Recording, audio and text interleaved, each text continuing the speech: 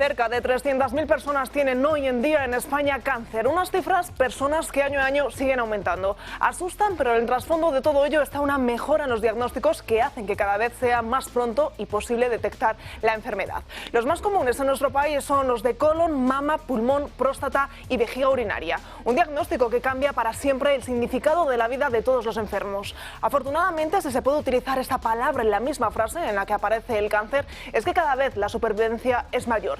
Y en un día en el que sin duda los protagonistas sin quererlo son los propios pacientes, mención especial también para aquellos que están en primera barrera, para los familiares, amigos y voluntarios que continúan junto a ellos en este largo camino. Unos pacientes que no son guerreros ni valientes, son personas anónimas a los que un día les llegó ese diagnóstico al que tanto miedo tenemos todos y se resume en esa palabra que nunca queremos escuchar: cáncer. En el Día Mundial contra el Cáncer no solo queda apoyar a todos los enfermos, sino reivindicar más y más investigación. Los científicos españoles se sitúan a la cabeza en cuanto a calidad, pero sin embargo la inversión pública sigue estando muy lejos no solo de la necesaria, sino de la media de los países europeos. Les pongo un ejemplo: España destina aproximadamente 3 euros por ciudadano en la investigación oncológica. La media europea está en 17. Una enfermedad, el cáncer, que afecta a 1 de cada 2 hombres y a 1 de cada 3 mujeres, que sigue avanzando a un ritmo mucho más rápido al que avanza la investigación frenada por la falta de inversión.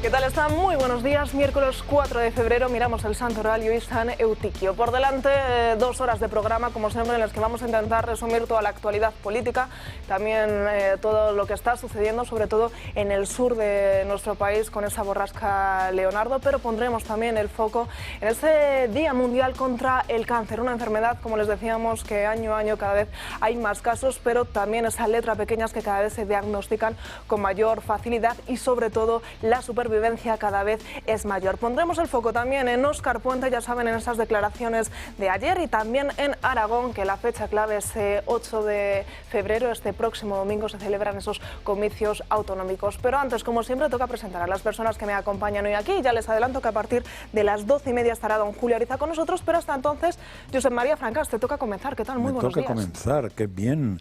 Pues muy bien. Mira, yo quería comentar la ocurrencia en inglés de nuestro presidente. No sé exactamente si dónde estaba, pero sé que estaba muy lejos. La lástima es que va a volver. Hay de la ocurrencia esa de los 16 años, hay 3 grandes comentarios aquí. O sea, se ha dividido el país en 3. Unos que lo atacan diciendo, pero ¿cómo puede ser que a los 16 años, sí, a los 16 ya se puede abortar, y a los 16 abortar, que por cierto sería un homicidio con alevosía, o sea, no es nada comparable, o se puede cambiar de sexo, lo cual es una salvajada biológica. Entonces, no sería complicado, no tiene nada que ver, porque una cosa es que se pueda a partir de los 16 y otra que te prohíban hasta los 16, o sea, a los 16 sería un límite, con lo cual la comparación no acabo de entenderla. Después vienen otros muy inteligentes que dicen, no, es una jugada muy sutil política, porque es para que los votantes de Vox, jóvenes, que son los jóvenes, no se enteren de lo que dice Vox. Hombre, en general a los 16 no vota ni su padre en España, con lo cual son hasta los 18, o sea, de los 16 a los 18, no os preocupéis que ya van a ver lo que dice Vox, o sea, por ahí tampoco sufriría yo mucho, y no me parece muy brillante el comentario, la preocupación de que sea eso. Yo más bien iría, porque una vez más es un anzuelo, porque en la ley que se va a implementar lo menos importante es lo de los 16 años, que por cierto, preguntados los técnicos, es absolutamente imposible. O sea, hoy no hay manera física, ni química, ni medio pensionista de legalmente poder hacer eso, entre otras cosas porque supondría una profusión de dar una serie de datos a una persona que tan solo por protección de datos ya sería inviable de dar. O sea, no existe técnicamente la posibilidad.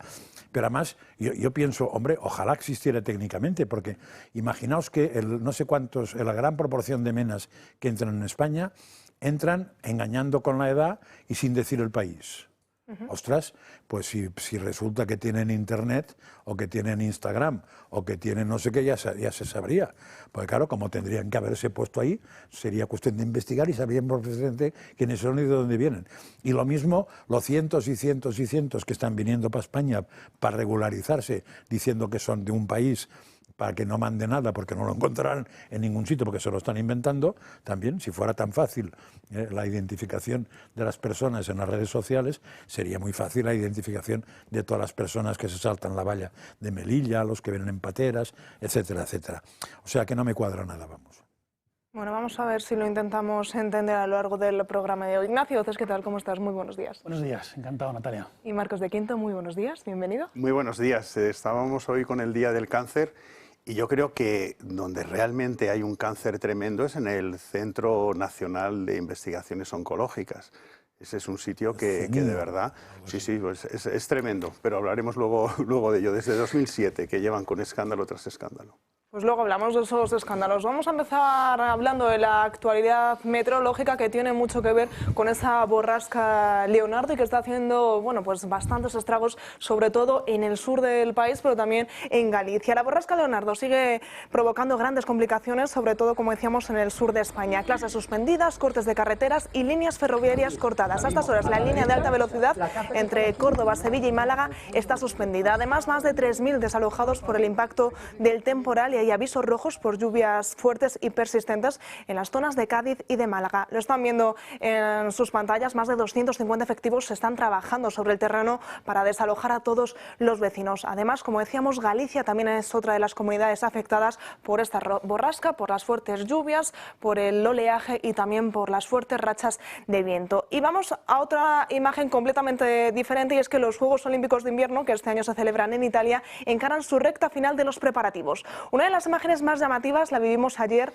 con Pau Gasol portando la antorcha olímpica como parte de ese recorrido hacia el estado de San Siro, donde este viernes se encenderá el pebetero olímpico con el que se dará comienzo a esa cita invernal. España acudirá con una delegación histórica de 20 deportistas a esos Juegos Olímpicos de Invierno de Milano Cortina en 2026. ¿Os gustan los Juegos Olímpicos de Invierno? Sí, yo he tenido la fortuna, bueno, cuando estaba en Coca-Cola, además era el responsable de todo este tipo de cosas. Pero solamente decir una cosa, donde se celebran los Juegos Olímpicos de Invierno es el mejor sitio para ir a esquiar. Y os comento por qué. Primero, las estaciones de esquí las dejan absolutamente como una patina, son espectaculares. Pero luego los hoteles están absolutamente cogidos por gente que no suele esquiar. Pueden ser periodistas o puede ser gente de los equipos. Por lo cual, si tú te alejas de las pistas donde se están celebrando pues el eslalon gigante, el especial y tal, y te vas a otras, te encuentras que están vacías, no hay colas y está absolutamente la nieve espectacular. Luego yo recomiendo ir a esquiar cuando haya Juegos Olímpicos y separarse de los Juegos Olímpicos. Eso luego se ve por la noche el resumen en la televisión del albergue. Así que todos los amantes del esquí nos ha dejado una pequeña pincelada. Nos metemos ahora sí de lleno en esa actualidad política, en ese caos ferroviario que pasa, como no podía ser de otra manera, por el ministro Óscar Puente, que ayer declaró dentro de esa comisión en el Congreso, en el que dio pequeñas pinceladas. Culpó tanto al cambio climático como al Partido Popular, entre otras cosas, de que la línea ferroviaria de nuestro país esté en tan mal estado. Una red ferroviaria no es una tetera, no se arregla en 2 días, es muy compleja. Y cuando se abandona durante años, cuando no se invierte, cuando no se mantiene, pues lo lógico es que eso se arrastre durante tiempo. Y sobre todo lo que sitúa muy claramente es el papel de unos y de otros y quién está en condiciones de exigir responsabilidades y quién no. En los gobiernos de José María Aznar y Mariano Rajoy, el balance de rodalíes en lo que a material rodante se refiere es cero. Cero patatero. Es una expresión que creo que empleó un día el señor Aznar. Cero. La red ferroviaria española no es una tetera. Sí, esto es interesante lo que dice. Para empezar, cuando él llega al ministerio, se supone hace una auditoría y tal, y son sus palabras donde dice que estamos de maravilla y que la red ferroviaria está de maravilla. Luego entonces nos mintió. Porque si ahora resulta que la red estaba fatal y venía ya de tiempos del Partido Popular, ¿por qué no coge y cuando llega el ministro dice, señores, hay mucho trabajo que desarrollar porque no se ha invertido durante los últimos años y la red está hecha una porquería. Pues no, sacaba pecho diciendo que el ferrocarril nunca había estado como entonces. Entonces, tiene una caradura tremenda. Y luego, por otro lado, el cambio climático. A mí me podría llamar negacionista, pues, bueno, del calentamiento global, que no del cambio climático, pero del cambio climático ellos estaban absolutamente obsesionados. Luego, si tú estás obsesionado con el cambio climático, estarás preventivamente viendo cómo puede afectar a tu responsabilidad de tu ministerio. Luego, entonces, está echando la culpa a dos cosas que la culpa es suya. Porque si creen en el cambio climático, ¿qué has hecho respecto al cambio climático para mejorar la seguridad de las vías férreas? Y siguiente, si todo lo han hecho tan mal, ¿por qué no lo has denunciado y has hecho un plan no reduciendo, como es lo que ha hecho, reduciendo el dinero que tenían para mantenimiento? Luego, es una desvergüenza absoluta. Amén, Marcos, de que las grandes lluvias de Andalucía han venido después del accidente de Córdoba, porque antes no llovió. Con lo cual sería complicado achacar. Hombre, puede ser que sea preventivo. O sea, que el accidente sea preventivo al cambio climático. Sí, pero sería una novedad, pero en la cabeza de estos tíos vamos cabe todo. Ellos que creen en esta neorreligión del cambio climático, pues tienen que estar preparados porque a lo mejor nieva en agosto. Claro, tendrían que hacer algo. Si nieva en agosto, porque yo por supuesto creo que no va a nevar en agosto, pero ellos que son unos fervientes creyentes del cambio climático, ¿qué plan tienen para una nevada en agosto? Que nos lo cuenten, pero no que cojan y que luego resulte que echen la culpa a otros. Esta mañana me ha hecho muchas gracias porque es una cosa que pasa mucho esto. Un periodista, no sé si era Antena 3 o Telecinco, en el pueblo que más está lloviendo de España, y entonces entrevistando a un señor que yo no lo veía porque iba en el tren y escucho la tele pero no la veo. Y entonces le preguntaban, ¿y usted recuerda alguna cosas parecidas? Sí, cuando tenía 17 años. Hombre, si alguien recuerda una cosa de hace 17 años, es que la cosa no es nueva de hoy, digo yo. Por poner un ejemplo bien tonto, de sentido común, simple. Con lo cual, como mucho, estaríamos en lo que decía Marcos, que sí que hay cambio, porque hay cambio climático desde que se creó el universo y en la Tierra, desde que se originó la Tierra, pero lo que no hay es nada más que eso. O sea, que el clima cambia. Y cambia, y me gustaría que alguien me explicara por qué cambia, porque en general cuando preguntan no tienen ni puñetera idea. Por ejemplo, los grandes expertos... La inclinación del eje de la Tierra y las radiaciones solares. O sea, mira, has dado la clave. Los grandes expertos a los que he preguntado yo, excepto los que sé que saben, te dicen, no, el Sol no influye para nada. Hombre, caray. Y entonces ahora que tenemos las manchas solares más grandes, eso no influye para nada. No, que va. Anda, chico, que te ondulen. Y el CO2 sale por el calentamiento del agua de los océanos. Claro, pero es evidente que el Sol influye, vamos. El Sol influye para todo. Es más, si no hubiera Sol no habría Tierra. Bueno, yo lo que veo es que los españoles están hartos de tanta palabrería y que no se rinda cuentas, nada. Estaban buscando un relato. Esa es la obsesión siempre del Partido Socialista, encontrar un relato, de alguna manera, que te exculpe de tus propias responsabilidades. Y el nuevo relato del Partido Socialista es la falta de inversiones durante los gobiernos anteriores. Pero vamos a ver, alma de cántaro, que lleváis gobernando desde el año 2018, que habéis derrochado dinero de todos los españoles en porquerías ideológicas o en infraestructuras en otros países. De eso es de lo que tienes que rendir cuentas. Lo que pasa, y yo entiendo ahí la desazón por parte del pueblo español en esta coyuntura y en otras muchas situaciones y todas las desgracias que están ocurriendo por culpa de este gobierno, es, bueno, pero ¿qué se puede hacer? ¿Qué podemos hacer? Y ves a esa oposicioncilla del Partido Popular que dice oponerse pero que no se opone, que también está en la palabrería. Lo que presenta son querellas. Y aquí la querella la ha presentado Vox. Lo que hay que hacer también es plantear una moción de censura. Y nosotros lo llevamos diciendo muchísimo tiempo. ¿Por qué el Partido Popular no presenta una moción de censura? Quienes están sosteniendo a este gobierno son los separatistas, que Junts no se puede ir también un poco de rositas. Si está a día de hoy Sánchez gobernando y no se está rindiendo cuentas, es porque lo permite también los separatistas y toda la izquierda. Es decir, que les da igual la falta de dinero en las infraestructuras, es decir, acometer las necesidades que los españoles realmente quieren. Les da exactamente igual. Este ministro ha sido reprobado 5 veces en el Congreso y en el Senado, desde que llegó al Ministerio en septiembre del 2023. ¿Qué consecuencias tiene eso? Ninguna. Claro, como no cabe la moción de censura a un ministro, porque no cabe, evidentemente, en cuanto que la confianza se la da el Congreso al presidente del Gobierno, ¿Por qué no echamos al presidente del gobierno de una vez? ¿Por qué no Junts y el Partido Nacionalista Vasco deciden directamente sacar a este señor? Sí, dices, efectivamente, sí, por la pela. Sí. Tú, por cierto, pues entonces, pero entonces tienen que ser responsables. Y si lo que queremos es acorralar al presidente del gobierno y que dé cuenta de todas sus fechorías, sinceramente hay que sacarle cuanto antes, porque estará destruyendo pruebas, haciendo lo que quiera, de tal manera que se puede exculpar, pero que esta es una golfada más, que basta ya de discursitos, que hay que actuar, que hay que actuar en Bruselas, hay que decirle, como hace Santiago Abascal, explicando delante de las fuerzas políticas de otras naciones, o sea, a qué cotas hemos llegado en España. Indignidad. De indignidad total y absoluta. Entonces ya basta de tanta palabrería, de tanto discursito, ¿no? Acciones políticas, que es lo que los españoles quieren. ¿Pero estuviste en la comisión ayer? No, yo no estuve, pero estuvieron mis compañeros. No, pero es que te digo porque es muy importante, hay que tomar nota de una cosa, porque claro, cuando Óscar Puente piensa muy bien. Y entonces explicó muy bien la diferencia que hay entre responsabilidad política y dimitir.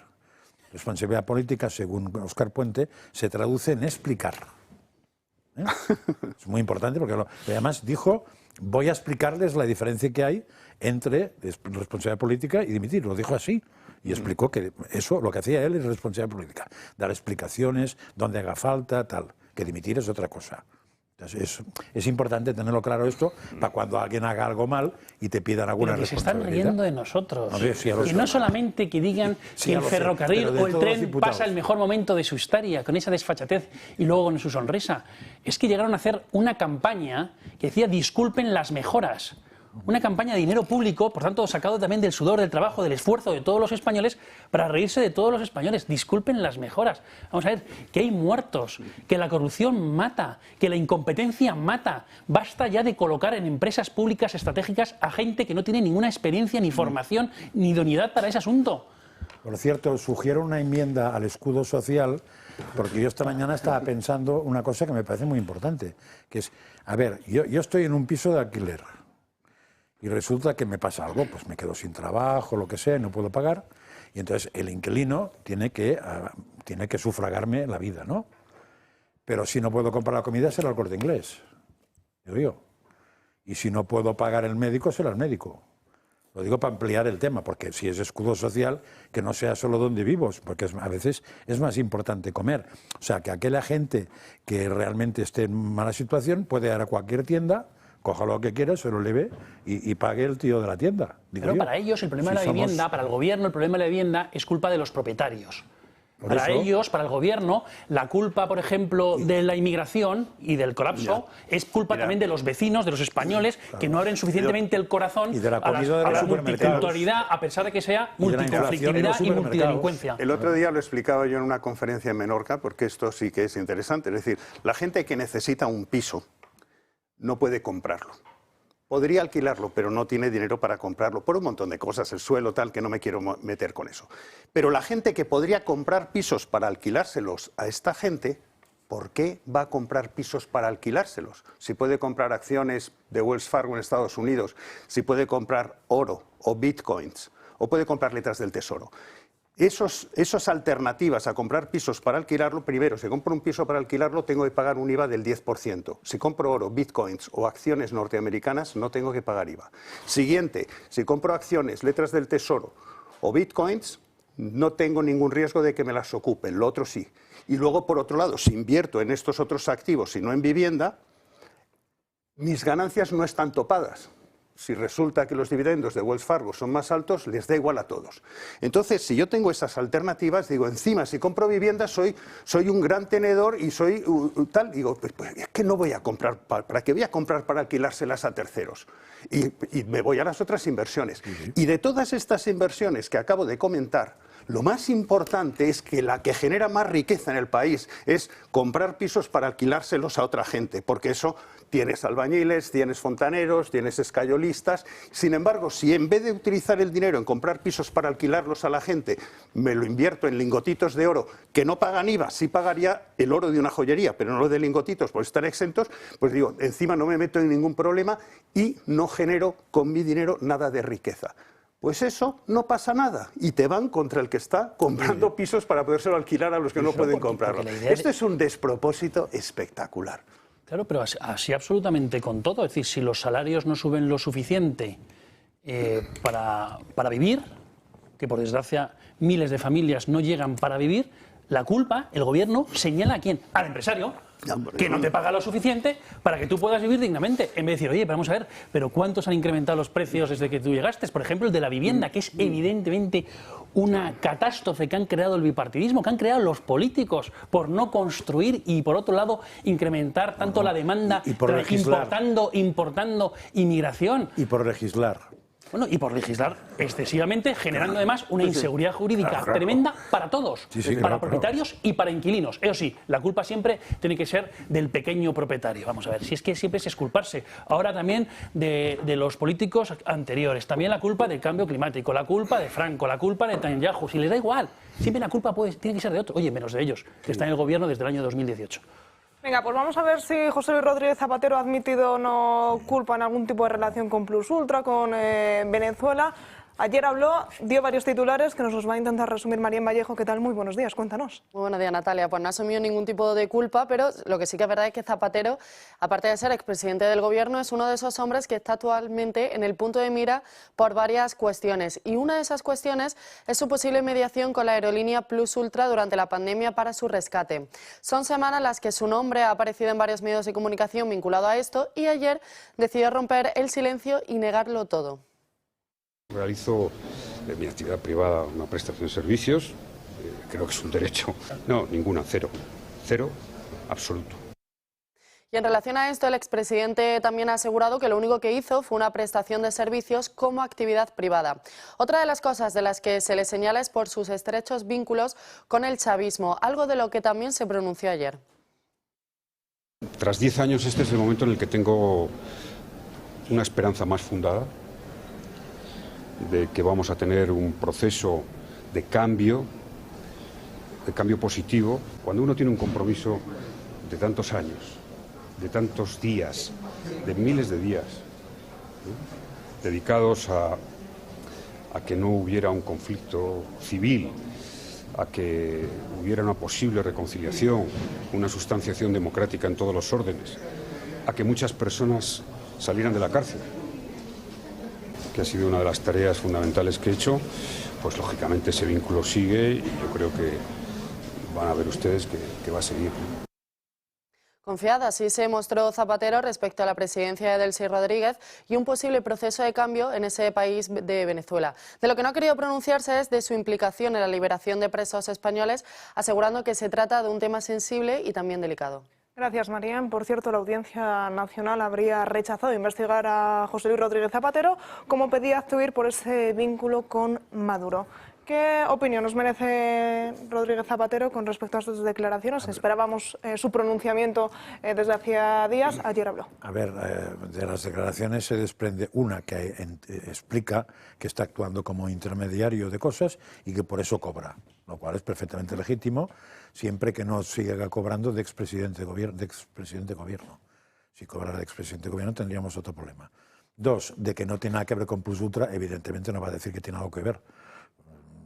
Si puede mentir en un juzgado, no va a poder mentir ante una cámara de televisión. O sea, que yo no sé si es verdad o mentira. Sé que lo que me diga no me puedo fiar porque puede mentir o no. Lo de Venezuela, hombre, lo de Venezuela sería interesante preguntarlo a los venezolanos. Creo que en esto tienen más opinión fundada que él. Sobre todo a los venezolanos a los cuales no ha ayudado nada y a los que dice que ha ayudado y ellos no tienen claro que les haya ayudado. También sería interesante. Y por si los venezolanos no son preguntables o no hablan, se podría ver quiénes son los líderes en el mundo, Zapatero incluido, que tacharon a Maduro de lo que era dictador, narcodictador o narcodictador sanguinario. Eso ya depende lo que profundices. Al que salió ganador de las elecciones de Venezuela, si realmente Zapatero dijo que había ganado y lo aceptaba como presidente o no, si se tragó las cifras que daba Maduro, Delcy y Delcio sobre las últimas elecciones o no. Con todo eso, yo creo que uno se puede llegar a hacer una síntesis bastante completa de que nos está tomando el pelo. Sí. Primero, yo creo que hay dos flancos que él debe de estar bastante preocupado, especialmente con uno de ellos. Uno es el flanco nacional. Yo creo que él va a tener que testificar en el Senado y bueno, allá él si miente, él va a tener que, como testigo, a lo mejor no como imputado en un primer momento, tendrá que testificar en las diligencias que se han abierto con su socio que le pagaba de Plus Ultra, y vamos a ver si miente también en sede judicial. Pero yo creo que más relevante que esto es lo que pueda tener abierto en Estados Unidos. En Estados Unidos, el Pollo Carvajal seguramente está pasando mucha información en la actualidad a las autoridades norteamericanas, y también supongo que Maduro va a estar colaborando con las autoridades norteamericanas, y de allí sí que puede salir su nombre repetidamente. Lo que sí quería señalar, y ya termino con esto, es que Zapatero es uno de los mayores sinvergüenzas y canallas que ha dado este país. Porque 10 años que llevaba, según dice, llevo 10 años relacionado con Venezuela y tal. Miles de horas. Y en 10 años ha estado en el helicoide y era conocedor de que había presos políticos, y no solamente presos políticos, sino presos políticos y de nacionalidad española. Y no ha movido ni un dedo, los ha tenido que sacar Donald Trump. Luego sí habría que decir a este canalla y a este miserable qué hiciste y cuándo te interesaste por los presos políticos españoles. Porque creo que el único interés que ha tenido es en ir a sus familias y tratar de controlarles para que fuera el calle cerraran la boca. Exactamente, sí. Y esto es lo que ha hecho este canalla. Por cierto, no solamente para antes de que hable Ignacio, pero para no olvidarme, esos días están lloviendo mucho en España, ¿verdad? Y estamos tirando más agua al mar que en toda la historia, gracias a ese pájaro. Porque había un plan hidrológico aprobado y financiado, cierto, y ese señor el que se opuso. O sea, que todos aquellos que cuando llegue el calor de verano se encuentren que en vez de plantar no sé qué tendrá que plantarse el dedo porque no hay agua con la que hemos tirado, que pongan una foto de Zapatero, ¿no? La Madre Teresa la pueden poner. Y al lado la de Azcón, que también se opone, sí, aunque bueno, no tiene potestad para oponerse. Pero sobre todo Zapatero bien puesto, pero en vez de una vela que pongan otra cosa. Eso. Por ejemplo, un excrementillo. Ignacio. O sea, todo lo que habéis dicho es absolutamente cierto. Zapatero, ¿quién es, no, a día de hoy? Pues es un lobista, ¿no? Un hombre que intenta influir en los políticos para que las empresas que le paguen pues, vean satisfechas sus intereses. Es un poco el cometido general de Zapatero como consultor, y es un poco lo que vino a decir ayer, ¿no? Entonces, claro, esto es sumamente peligroso por varias razones. Vamos a ver, cuando se rescató a Plus Ultra, se rescató con dinero de todos los españoles, 53 millones de euros. ¿Plus Ultra merecía realmente ese rescate? Pues bueno, hay serias dudas al respecto, entre otras cuestiones porque era una empresa que contaba simplemente con 3 aviones, con menos de 200 trabajadores, con un nivel de negocio muy raquítico y que no interesaba realmente a España. Es decir, y además todo el procedimiento para rescatar a Plus Ultra se hizo de forma acelerada en detrimento de otras muchísimas empresas que sí, que cuando quieren concurrir precisamente para ser rescatadas porque hay causa y beneficia a todos los españoles, tienen un proceso, y ese caso fue acelerado. Claro, si este señor estaba trabajando para una empresa en bancarrota que necesitaba el rescate de todos los españoles, ¿qué pinta en dicha empresa un expresidente del gobierno? Y desde luego la sospecha siempre va a estar, porque claro, ese presidente del gobierno o ese expresidente del gobierno tiene unas relaciones inmejorables con el gobierno actual.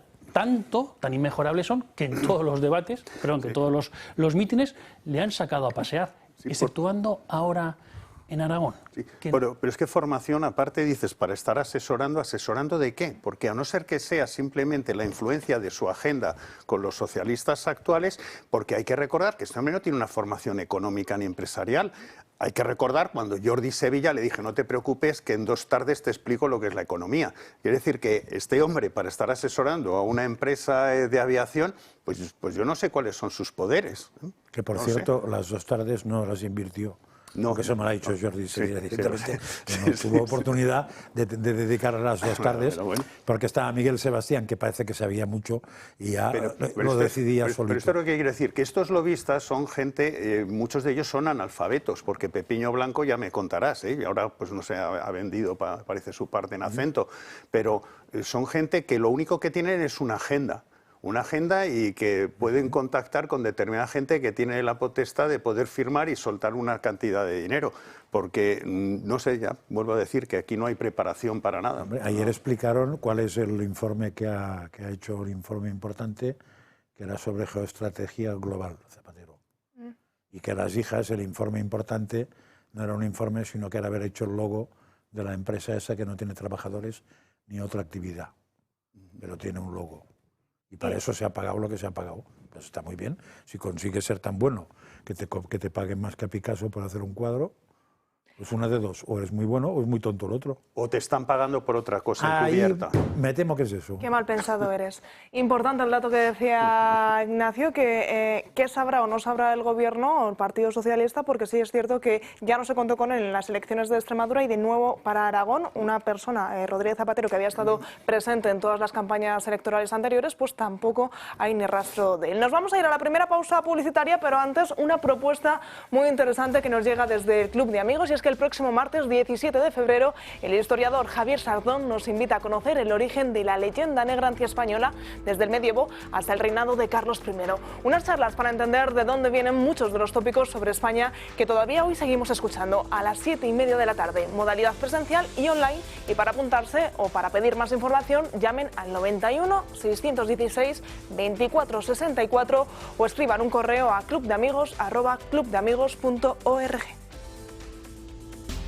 Cada 4 de febrero se conmemora el Día Mundial contra el Cáncer. Es la primera causa de muerte en España. La Sociedad Española de Oncología Médica ha hecho una radiografía de la enfermedad basada en datos de la Red Española de Registros de Cáncer, el INE y el Observatorio Global del Cáncer. La previsión es que en un contexto de envejecimiento poblacional y exposición de riesgo, la incidencia del cáncer continúe su tendencia ascendente, aunque a la par existen avances en medicina de precisión.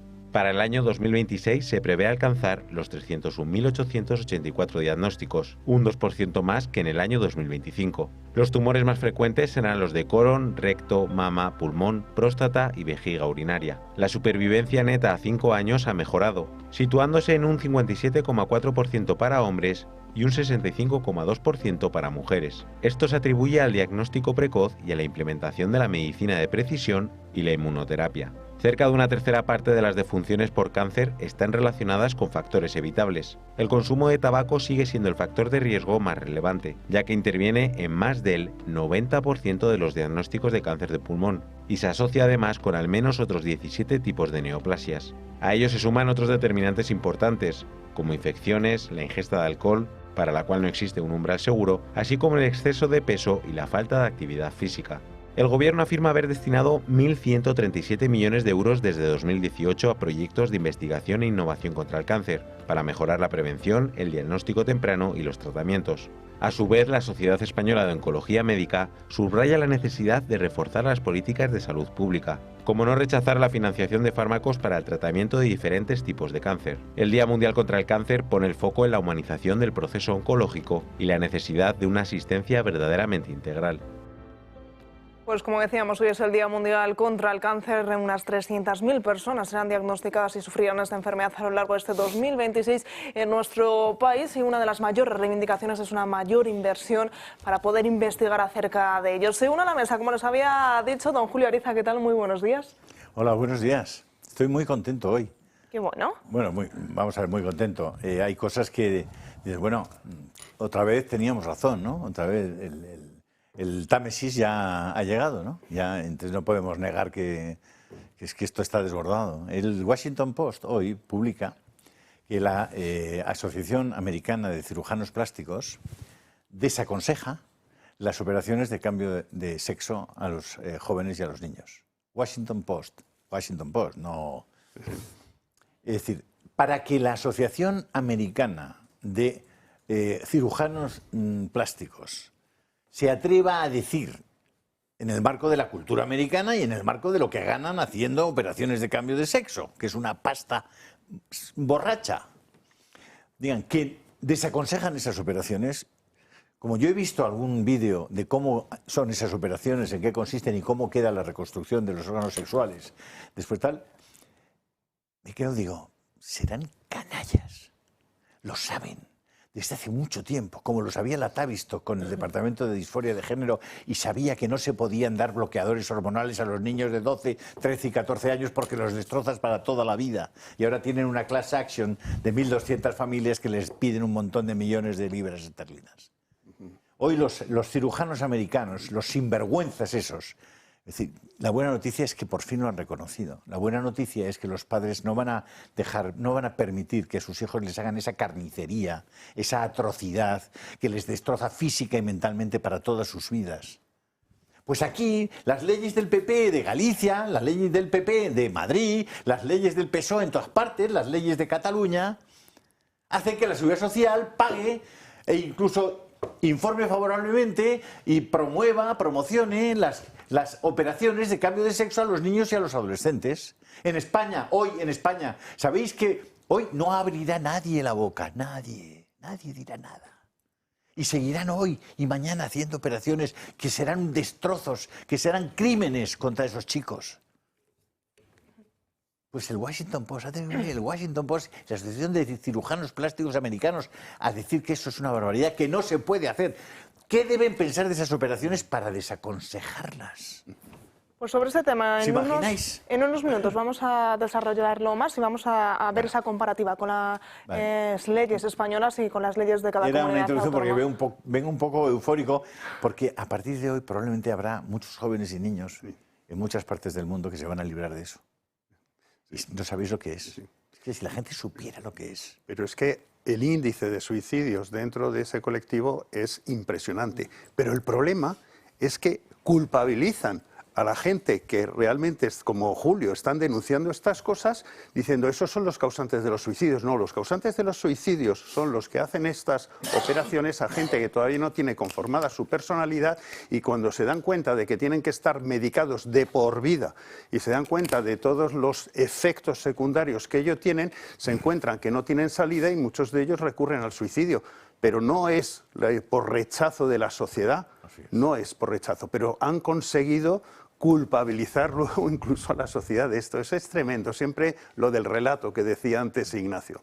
Pues sobre ello, ya os digo, vamos a seguir debatiendo, vamos a seguir ampliando toda esta información, pero antes volvemos al Día Mundial contra el Cáncer y ahí también, Marcos, tenías una serie de cosas que denunciar en un día tan señalado como... no, bueno, decía que es que cuando tú ves lo del Centro Nacional de Investigaciones Oncológicas, pues bueno, es que ha sido como la cueva de Alí Baba. Hay una situación que se produce en 2007 cuando de repente el que era jefe de personal, entonces, pues se contrata con una empresa que se llama Gedosol, pues la digitalización de un pequeño proceso y paga pues como 3.000 euros por una cosa que ni siquiera lo valía. Resulta que esa empresa Gedosol había sido montada hacía 2 días por su esposa. Se entera el jefe de administración, pero como este tiene el apoyo del director gerente, pues entonces le echa una bronca y siguen contratando. Contrataron en los siguientes 2 años 250.000 con esta empresa creada por la esposa del jefe de recursos humanos. Y ya en los años posteriores llegaron a 15 millones contratado con ese centro.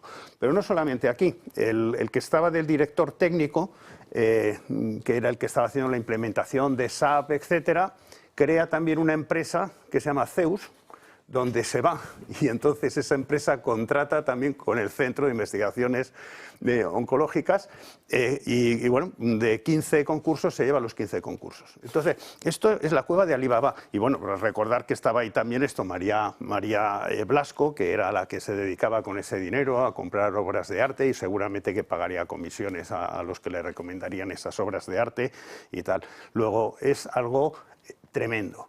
Y sin embargo, pues tenemos ahí a Barbacid, que pide 35 millones para todas sus investigaciones para el tratamiento del cáncer de páncreas.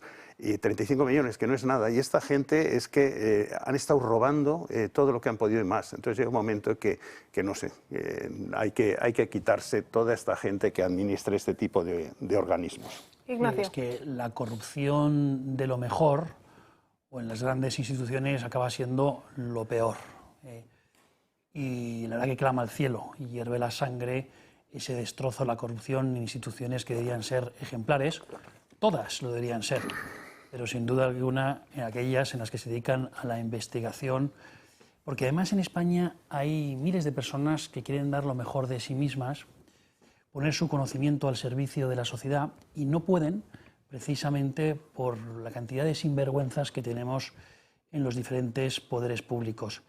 España podía tener muchos Severos Ochoas o Ramón y Cajal, y eso es lo que tenemos que potenciar. Tenemos que potenciar que esa sabiduría, esa gente que se ha formado en España, que quiere poner todo su conocimiento al servicio de los españoles y de la sociedad, se puedan desarrollar. Pero claro, para eso tenemos que cuidar los servicios públicos. Y estamos viendo el destrozo que están haciendo también estos sinvergüenzas con la sanidad pública en España.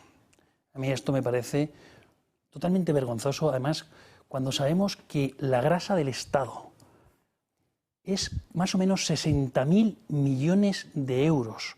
Para que los telespectadores sepan, con 800 millones de euros construyes y funciona un hospital como La Paz.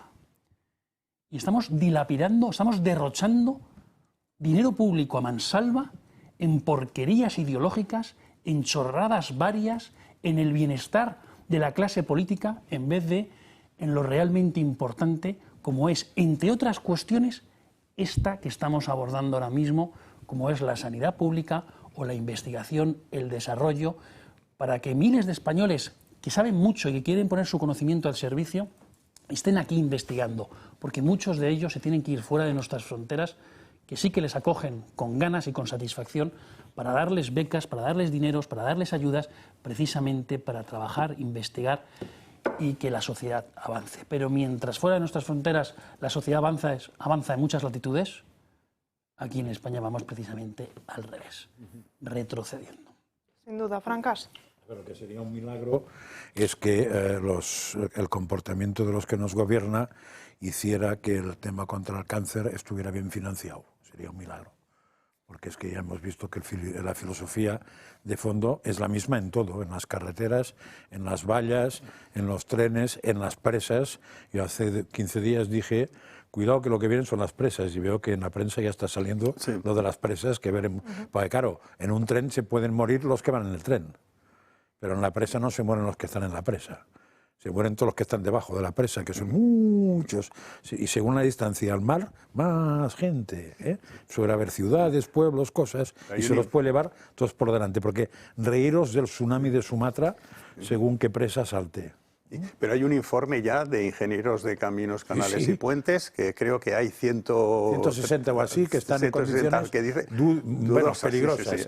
Pero ayer salió el secretario de Estado del tema y negó todo absolutamente, a pesar de que el informe que están diciendo esos no es de ellos, es del Ministerio. Sí, sí. O sea, cogen el y además informe es de noviembre pasado, o sea, que no es un pero el informe. propio secretario de Estado niega la mayor y dice que está todo... Luego nos dirán es que no invirtieron. Es más, dice que han invertido el doble de lo que invertía el PP, y hoy ha salido el superingeniero que está declarando y se ha comprobado que han invertido en el año 23 exactamente 10 millones de euros en la mejora de las presas. Lo repito, y encima es, 10 millones y encima las turbinas, y es una de los fuentes de energía pues, más ecológicos. Sí, señor. Absolutamente. Pero, bueno, tan ecológicos pero no que les llevan gusta. 100 años de concesión las eléctricas con esas turbinas y nadie parece importarles. O sea, se han quedado directamente con la presa, con la turbina, con el agua y con el río.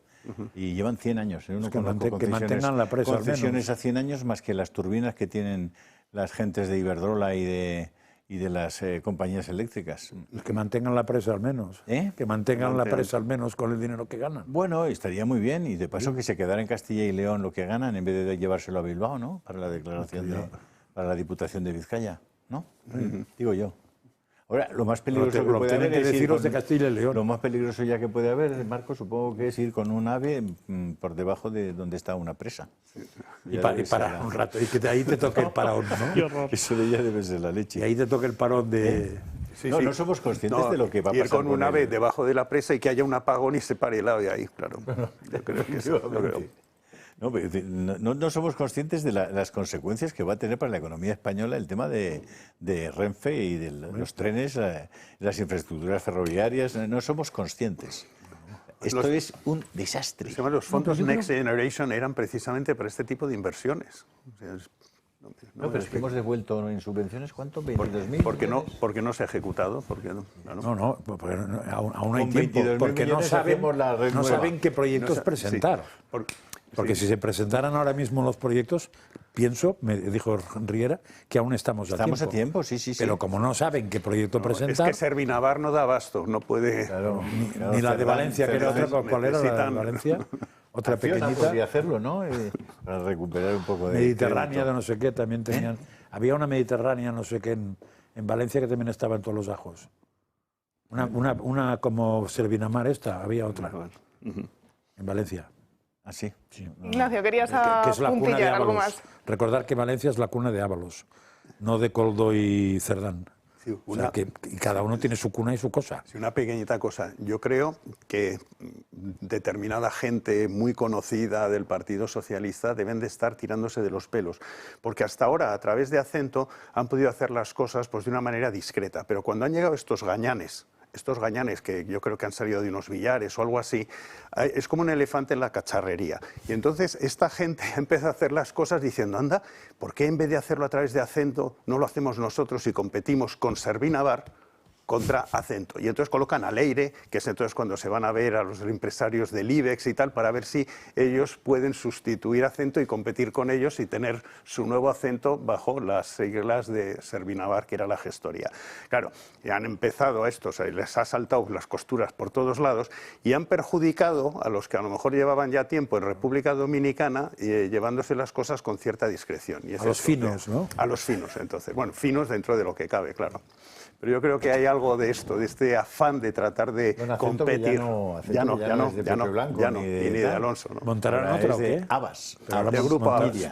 Supongo que montarán otra, ¿no? No, pero es un grupo de compra de medios de los más importantes. Les dejan la gestión con unos puestazos y también con unos sueldazos. Sí, porque como se compran... Estos no dan puntadas sin hilo, hombre, llevan modificando el BOE a su antojo desde hace mucho tiempo. ¿Tú crees que su red de contactos, su agenda... Te digo cómo te digo cómo creo que se operan estas operaciones. O sea, Havas es uno de los mayores emporios de compra de medios.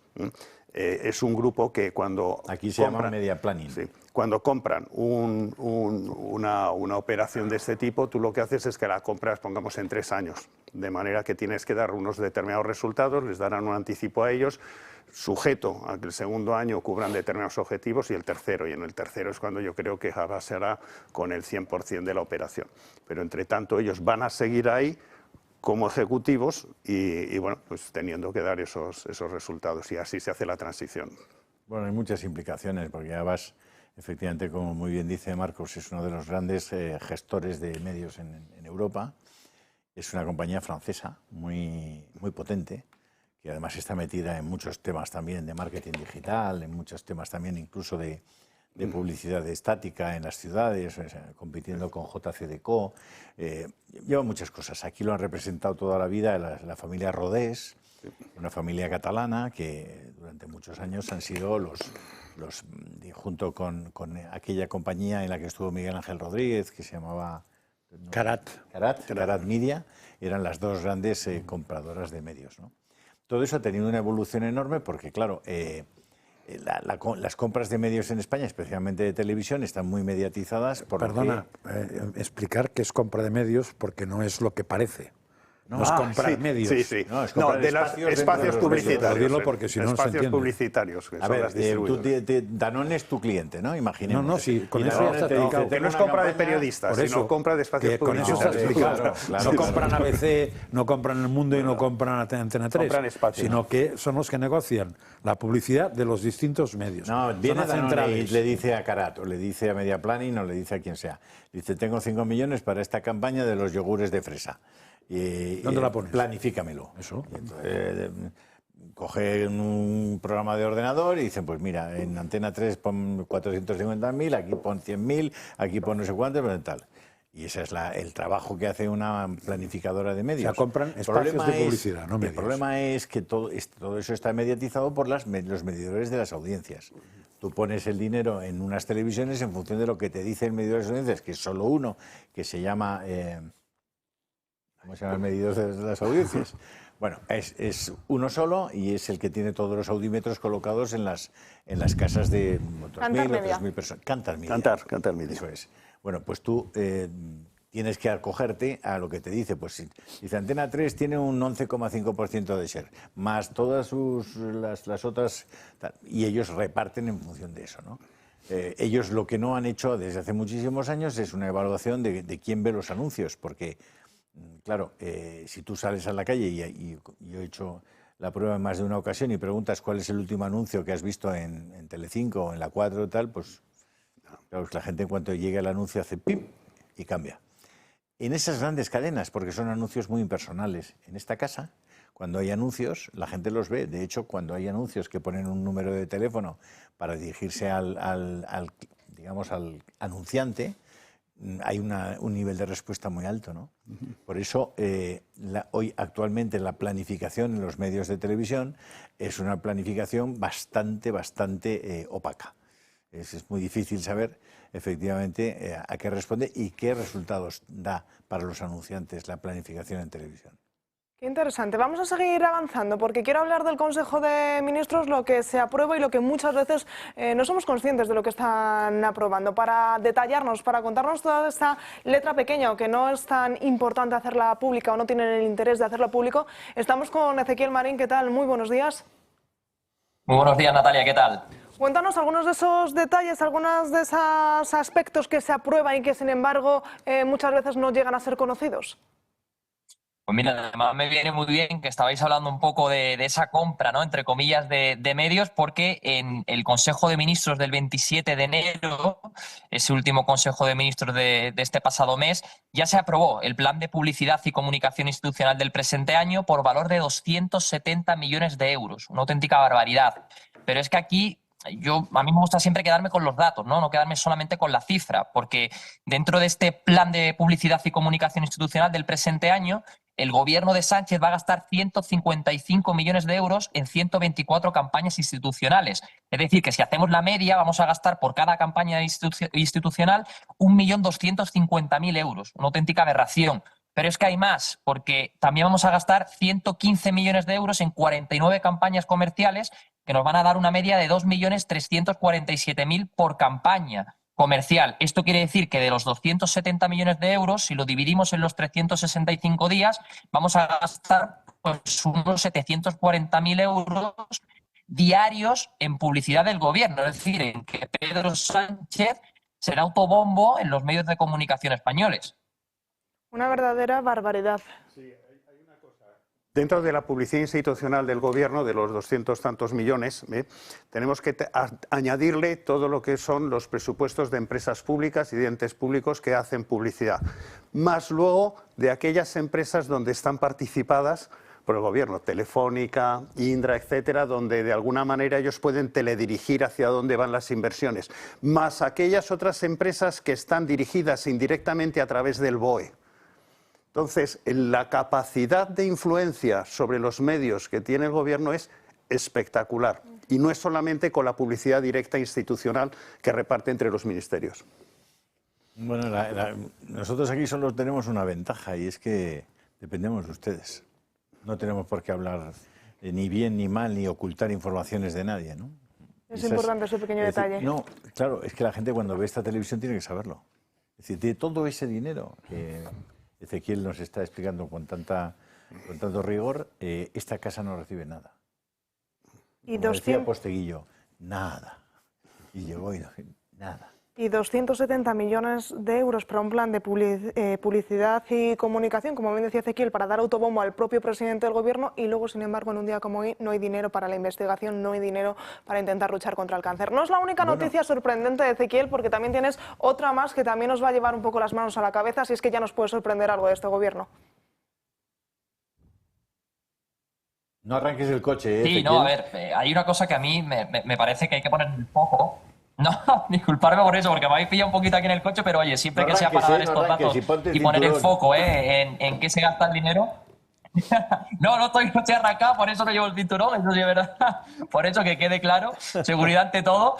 Pero sí que me gustaría comentar otra cosilla más porque ante menos muy destacable, porque este gobierno se ha dado y se ha autodefinido como el gobierno más social de la historia de la democracia y terriblemente hace unas semanas tuvimos ese altercado, ese accidente ferroviario tanto en Adamuz como en Gélida. Han salido ya las ayudas que se le van a conceder a todos los familiares y a esas personas que directamente han sufrido alguna pérdida o han tenido algún altercado en esos accidentes ferroviarios, y es una partida que va a ser de 20 millones de euros, pero es que en ese mismo Consejo de Ministros se aprobó 52.700.000 euros para subvencionar a todos los partidos del Congreso de los Diputados. Es decir, que estamos dando un 163% más de dinero público a los partidos políticos que a las personas que han sufrido ese accidente ferroviario por la ineptitud del ministro de Transporte que tenemos, llamado Óscar Puente. Entonces, yo no entiendo por qué el señor Sánchez quiere hacernos ver que este es el gobierno más social de la historia de la democracia, cuando la realidad es que siguen subvencionando con una barbaridad de dinero público a todos los partidos políticos que conforman el hemiciclo.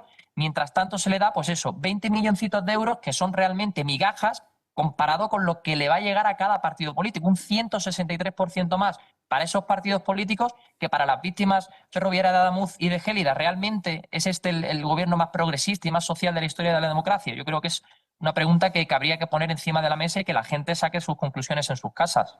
Bueno, Ezequiel, en esa línea de contradicciones, ayer el presidente del gobierno anunciaba que iban a proteger a los menores en las redes. Supongo que esos menores deben ser tan menores como los chaperos marroquíes que, según Villarejo, utilizaba su suegro en las saunas gays durante muchos años, ¿no? ¿A esos quién los protegió, a esos menores? ¿Los protegió Sánchez? ¿Los protegió el suegro de Sánchez?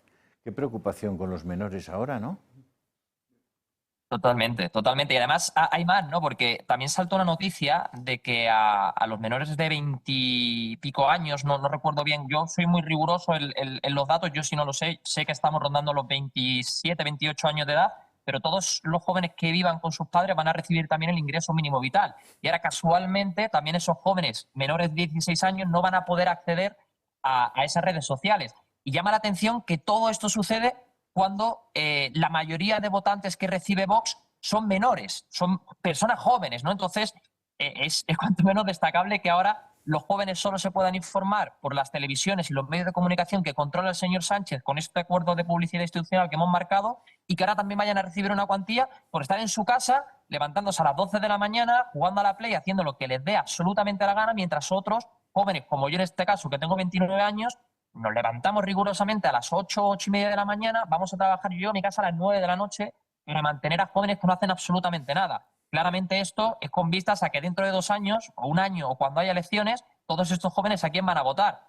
Pues claramente a los que se hayan informado por medio de los medios de comunicación controlados por el señor Sánchez y esos jóvenes que han recibido un dinero por no hacer absolutamente nada viviendo con sus padres. Es todo, pues, devastador, realmente, el futuro que tenemos. No seas pesimista, Ezequiel, ¿qué va? Seguirán informando, ya se espabilarán, el agua acaba encontrando un camino para salir, no te preocupes. Ezequiel, aprovechando que estás con nosotros, ayer a través de tus redes sociales hacías pública una exclusiva que tenía que ver directamente con Ábalos. Adelántanos un poquito qué es, que a continuación lo vamos a escuchar. Pues mira, Natalia, me ha llegado eso, un audio en exclusivo, una llamada entre Claudia Montes, conocida como Miss Asturias, y el señor Ábalos, José Luis Ábalos, al que Claudia cariñosamente pues llama José. Y bueno, vamos a ir destapando poco a poco en mis redes sociales esta llamada que dura alrededor de 16 minutos. Hoy vamos a sacar la bomba. Esto es con vistas a que dentro de 2 años, o 1 año, o cuando haya elecciones, todos estos jóvenes ¿a quién van a votar? Pues claramente a los que se hayan informado por medio de los medios de comunicación controlados por el señor Sánchez y esos jóvenes que han recibido un dinero por no hacer absolutamente nada viviendo con sus padres. Es todo, pues, devastador, realmente, el futuro que tenemos. No seas pesimista, Ezequiel, ¿qué va? Seguirán informando, ya se espabilarán, el agua acaba encontrando un camino para salir, no te preocupes. Ezequiel, aprovechando que estás con nosotros, ayer a través de tus redes sociales hacías pública una exclusiva que tenía que ver directamente con Ábalos. Adelántanos un poquito qué es, que a continuación lo vamos a escuchar. Pues mira, Natalia, me ha llegado eso, un audio en exclusivo, una llamada entre Claudia Montes, conocida como Miss Asturias, y el señor Ábalos, José Luis Ábalos, al que Claudia cariñosamente pues llama José. Y bueno, vamos a ir destapando poco a poco en mis redes sociales esta llamada que dura alrededor de 16 minutos. Hoy vamos a sacar la bomba. una bomba absoluta porque por primera vez Ábalos va a confirmar algo que Koldo niega en sede judicial, con lo cual es algo que se está investigando y que Ábalos pues dice que Koldo sí que ha realizado esa operativa y Koldo lo niega, como digo, en sede judicial, con lo cual es algo muy importante. Este audio que vamos a escuchar es algo para contextualizar un poco. Va todo rondando mucho el tema del currículum de que presuntamente, ¿no?, Koldo García pues engordó para que Claudia Montes pudiera acceder a un ente público, y la verdad que hay algo pues donde se puede sacar migajas. Sobre todo también he tenido acceso a WhatsApp, a conversaciones entre Ábalos y chicas de compañía que no van a dejar a nadie indiferente, hablando, bueno, pues Ábalos en un tono muy jocoso, en un tono muy sexual. Bueno, pues vamos a sacar pruebas de que lo que se ha ido contando en los medios de que Ábalos consumía chicas de compañía, pues es real, porque las pruebas están ahí, yo las tengo, las voy a aportar, y yo, bueno, pues me pongo a disposición de la UCO, de la Guardia Civil, para aportar, si es necesario, todas estas pruebas para que se haga justicia de una vez por todas y en relación a este caso Koldo y Ábalos. Pues vamos a escuchar esa parte de lo que ayer hiciste público y estaremos muy pendientes a la exclusiva, pero de momento esto es lo que sabemos. Como yo le dije al juez, yo pedí ayuda, pero eso no quiere decir que a mí me hayan enchufado. A mí el que me llamó por teléfono me dijo que me llamaba a través de la aplicación InfoJob. Vale. Y dejé claro que la palabra InfoJob para que quedara claro nuestro comunicado y que no mentíamos en nada. Lo que sí aclaré, que me insistieron mucho, fue con lo del currículum. Y ahí sale en el informe de la UCO que yo no lo hice, José, créeme de verdad, yo no lo hice, lo hizo Patricia. Vale. Koldo solo me pidió 2 fotos. La primera no le valía y la segunda que la cogí de Instagram si hacía falta y que ya la recortaba él. Y es verdad que la foto que aparece en un currículum que anda rondando por ahí, se ve que la foto es de mi Instagram. Y a ver, piénsalo bien, José. Si yo falsifico el currículum, ¿por qué 2 años después te lo voy a pedir a ti a él? Porque lo te diría yo, ¿no? Ezequiel, esta es tan solo una pequeña parte de lo que nos va a servir para ir adelantando en los próximos días todo ese contenido, esa llamada de 16 minutos que decías que tenías.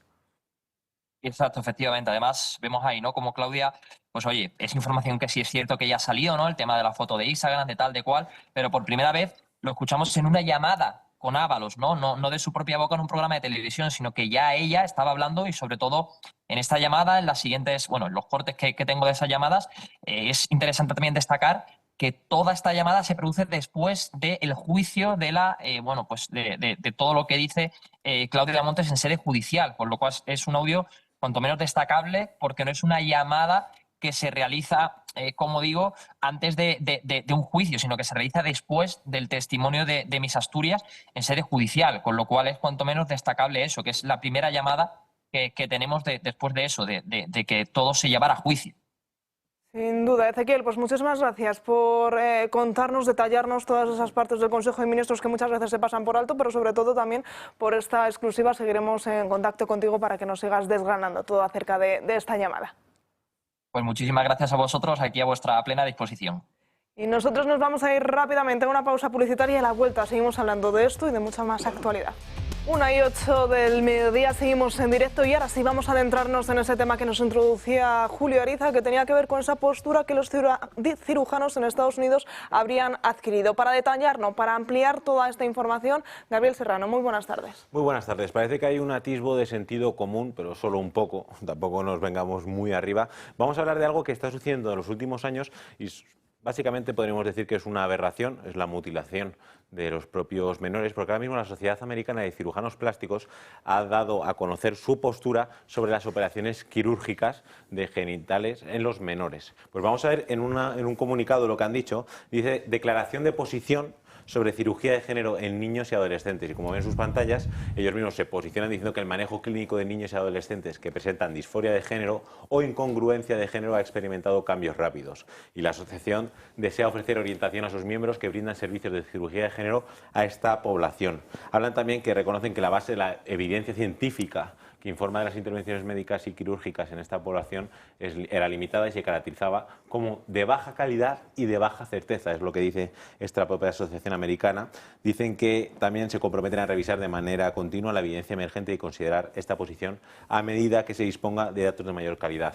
¿Esto por qué viene ahora? Porque hace apenas 6 días un tribunal de Nueva York dictó una sentencia. Una joven de 22 años, básicamente le extirparon las mamas, entonces ella denunció porque ha tenido efectos psicológicos y además tiene efectos físicos. Entonces denunció tanto al cirujano como al psicólogo, diciendo que no había habido un acompañamiento total por eso. Y es la primera sentencia que ha ocurrido en este sentido, y además ahora mismo hay 28 demandas más en tribunales de Estados Unidos para llevar a cabo. La tienen que indemnizar con 2 millones de euros. La joven se llama Fox Varian y repito que tiene 22 años y denuncia pues una mala praxis y un mal acompañamiento, porque lo que decía el psicólogo, dice, oye, vale, la disforia de género, pues tú lo que tienes que hacer, en vez de dar un tratamiento, un apoyo psicológico, lo que tienes que hacer es operarte. Y así es como lo llevaron y, evidentemente, ahora las consecuencias ya son irreversibles para esta joven de 22 años. No es la primera vez que hablamos porque la izquierda en general y la cultura woke alega que sí, que son evidencias científicas. Hemos visto aquí como ni el psicólogo ni el cirujano les acompaña, pero no es la primera vez que hay informes, puras evidencias científicas, que lo que están haciendo es considerarlo mala praxis y es irreversible. Están mutilando a los propios menores. Quiero recordar un informe de la pediatra Cass en Reino Unido, que se lo encargaron, en el que ella decía, pues como ven, una revisión independiente de los servicios de identidad de género para niños y menores. Pues esto en Inglaterra causó bastante revuelo y dice que hay una preocupación por los métodos y los tratamientos que se llevan a cabo en menores simplemente porque los propios médicos lo decidan, sin que haya un acompañamiento, sin que haya otras opciones para tratar esta disforia de género. Pero es que no solo esto, hay una autoridad que es como la Asociación Profesional Mundial para la Salud Transgénero, que es como una autoridad que todos los gobiernos del mundo pues, le hacen caso. Pues vamos a ver unas consecuencias que en el propio informe de propios trabajadores de esta autoridad lo que decían. Environmental Progress, esta asociación de plataforma, tuvo acceso a las diferentes conversaciones de los médicos y hablaba de los experimentos quirúrgicos y hormonales pseudocientíficos con niños, adolescentes y adultos vulnerables. Pues en ella descubren conversaciones entre los médicos que voy a citar textualmente. Dice, lo que realmente me molesta es cuando los padres no pueden decirme lo que necesitan saber sobre una intervención médica que aparentemente han autorizado. Los médicos sugieren una solución que es normalizar que no pasa nada y animan a que hagan preguntas. De este modo los profesionales sanitarios pueden llevar a cabo un verdadero proceso de consentimiento. Ellos mismos dicen que aunque no haya un consentimiento real de los propios padres, les animan a ellos para que pregunten sobre diferentes opciones y ya con eso esta autoridad les vale como un consentimiento para llevar a cabo tanto el tratamiento de bloqueadores de pubertad o incluso operaciones quirúrgicas. Entonces, no necesitan esto para que sea ético. Sí, yo sospecho que esto no es un tema de conciencia, lo que ha hecho esta asociación. No es que se hayan caído del caballo como San Pablo.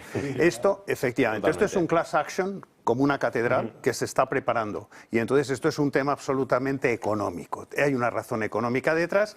Deben de estar en estos momentos en pánico porque pueden perder muchísimo dinero y sus fortunas que hayan hecho de esta manera, por lo cual yo creo que se están curando en salud y están reculando porque los class actions en Estados Unidos, o sea, son tremendas. Y yo creo que en estos momentos les deben de estar temblando las piernecillas a toda esta gente. Y de ahí la declaración que han hecho y todo lo que van a tratar de hacer, de tratar de exculparse. En cualquier caso, cualquier juzgado de Estados Unidos puede perfectamente dictaminar que han tenido una información sesgada o incompleta los padres, etcétera, y puede hablarse de muchísimos millones. Por otro lado, supongo que la mayor parte de estos médicos han contratado con empresas de seguros, que son las que deben de estar también ahora aterrorizadas, porque no sé si habrán reasegurado parte del riesgo, cediendo parte de la prima a otras compañías, pero se puede estar hablando de mucho dinero. Y ahí en Estados Unidos ese es el mundo de los abogados. De hecho, además, hace un poco más de un año, Trump ya advirtió que iba a quitar todo el apoyo y toda la financiación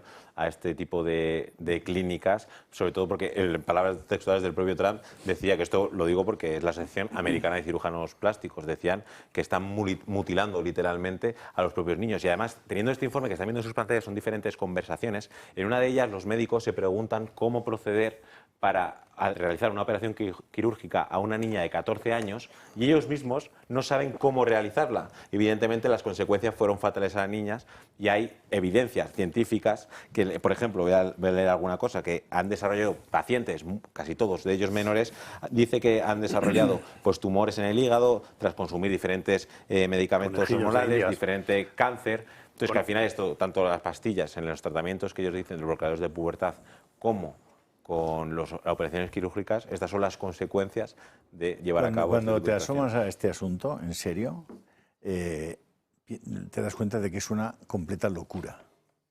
Es una locura.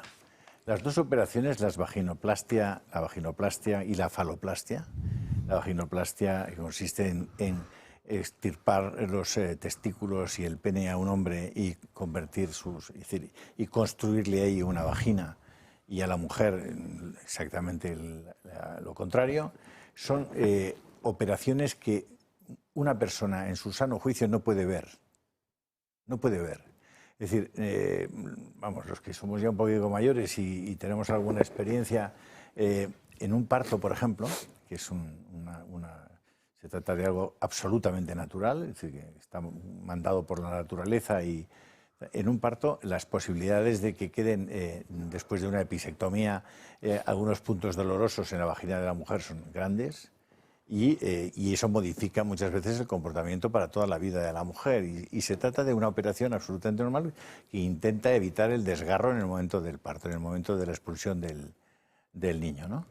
Bueno, en la vaginoplastia o en la faloplastia, lo que estás construyendo y estás vendiéndole a la persona a la que se la realizas, es que va a tener una vida normal. Es decir, que al hombre que se va a poder comportar como una mujer y disfrutar del sexo como una mujer y tener la posibilidad de ser una mujer en sentido pleno. Y eso saben perfectamente que es una mentira absoluta, porque lo que queda después de la operación, tanto en la mujer como en el hombre, es algo que no se puede explicar. Las posibilidades de que esos órganos sexuales sirvan o tengan la función de poder completar como mujeres y como hombres y satisfacer los deseos sexuales de esas personas son cero. Son cero. Y no se lo explican, no se lo cuentan. Entonces, eso junto con los bloqueadores hormonales, porque ese es el siguiente estadio, ¿no? Pero pensad una cosa, estamos hablando de algo que ocurre aquí en Madrid hoy, no en Washington, o en Nueva York, o en Pensilvania, no. Hoy en Madrid está ocurriendo eso. Están efectivamente haciendo faloplastias y vaginoplastias a niños de 13, 14, 15, 16 años. Esos menores a los que Sánchez quiere proteger. Entonces yo creo que si yo fuera un partido político, yo hoy me apresuraría a exigir que se cancelen inmediatamente todas las operaciones de cambio de sexo que estén en marcha en España. Y que inmediatamente se pida un dictamen, además amparado en el dictamen que ya han hecho en Estados Unidos y en Gran Bretaña, un dictamen para que los padres y en el Congreso de los Diputados se conozca qué cojones es esto. Lo que yo digo. ¿Queréis una analogía biológica? Sería como tú dices, que te pongan aquí branquias, te las instalen, para poderte sumergir sin nada y estar un par de días nadando por debajo, para hacer la prueba, a ver si sales vivo. Pues es lo mismo esto, que te pongan un agujero para ver si funciona. Gravísimo, tan duro, tan... Lo mismo. Marcos lo ha comentado y efectivamente esa es la consecuencia. La consecuencia es que la gente se suicida. Porque no tiene retorno. No tiene retorno. Imagínate, porque el bestialismo existe. Imagínate al que le gustan las ovejas que le convenzan de que es que usted realmente es carnero y que le implanten aquí unos cuernos. Digo, no, a mí es que me gustan las ovejas, pero no necesariamente quiero transformarme en un carnero, ¿no? Yo lo que creo es que posiblemente hay mucha gente que tiene gustos sexuales que no son a lo mejor los naturales, pero que podrían haber sido muy felices siendo homosexuales, no necesariamente teniéndose que cambiar de sexo y someterse a una operación. ¿Sabéis cuánto vale una vaginoplastia? ¿Sabéis cuánto cuesta? No sé si vale. ¿Cuánto cuesta? En torno a 15.000 euros. ¿Sabéis cuánto vale una faloplastia? Que es que la mujer se instale un pene. Más, ¿no? En torno a los 80.000 euros. Claro, es que Estamos hablando de un negocio de la pera. Hay que poner una trompilla. Estamos hablando de pasta. No, siempre la pasta por detrás y también la ideología. Cuando un adulto es estafado, la persona que ha estafado indemniza y va a la cárcel.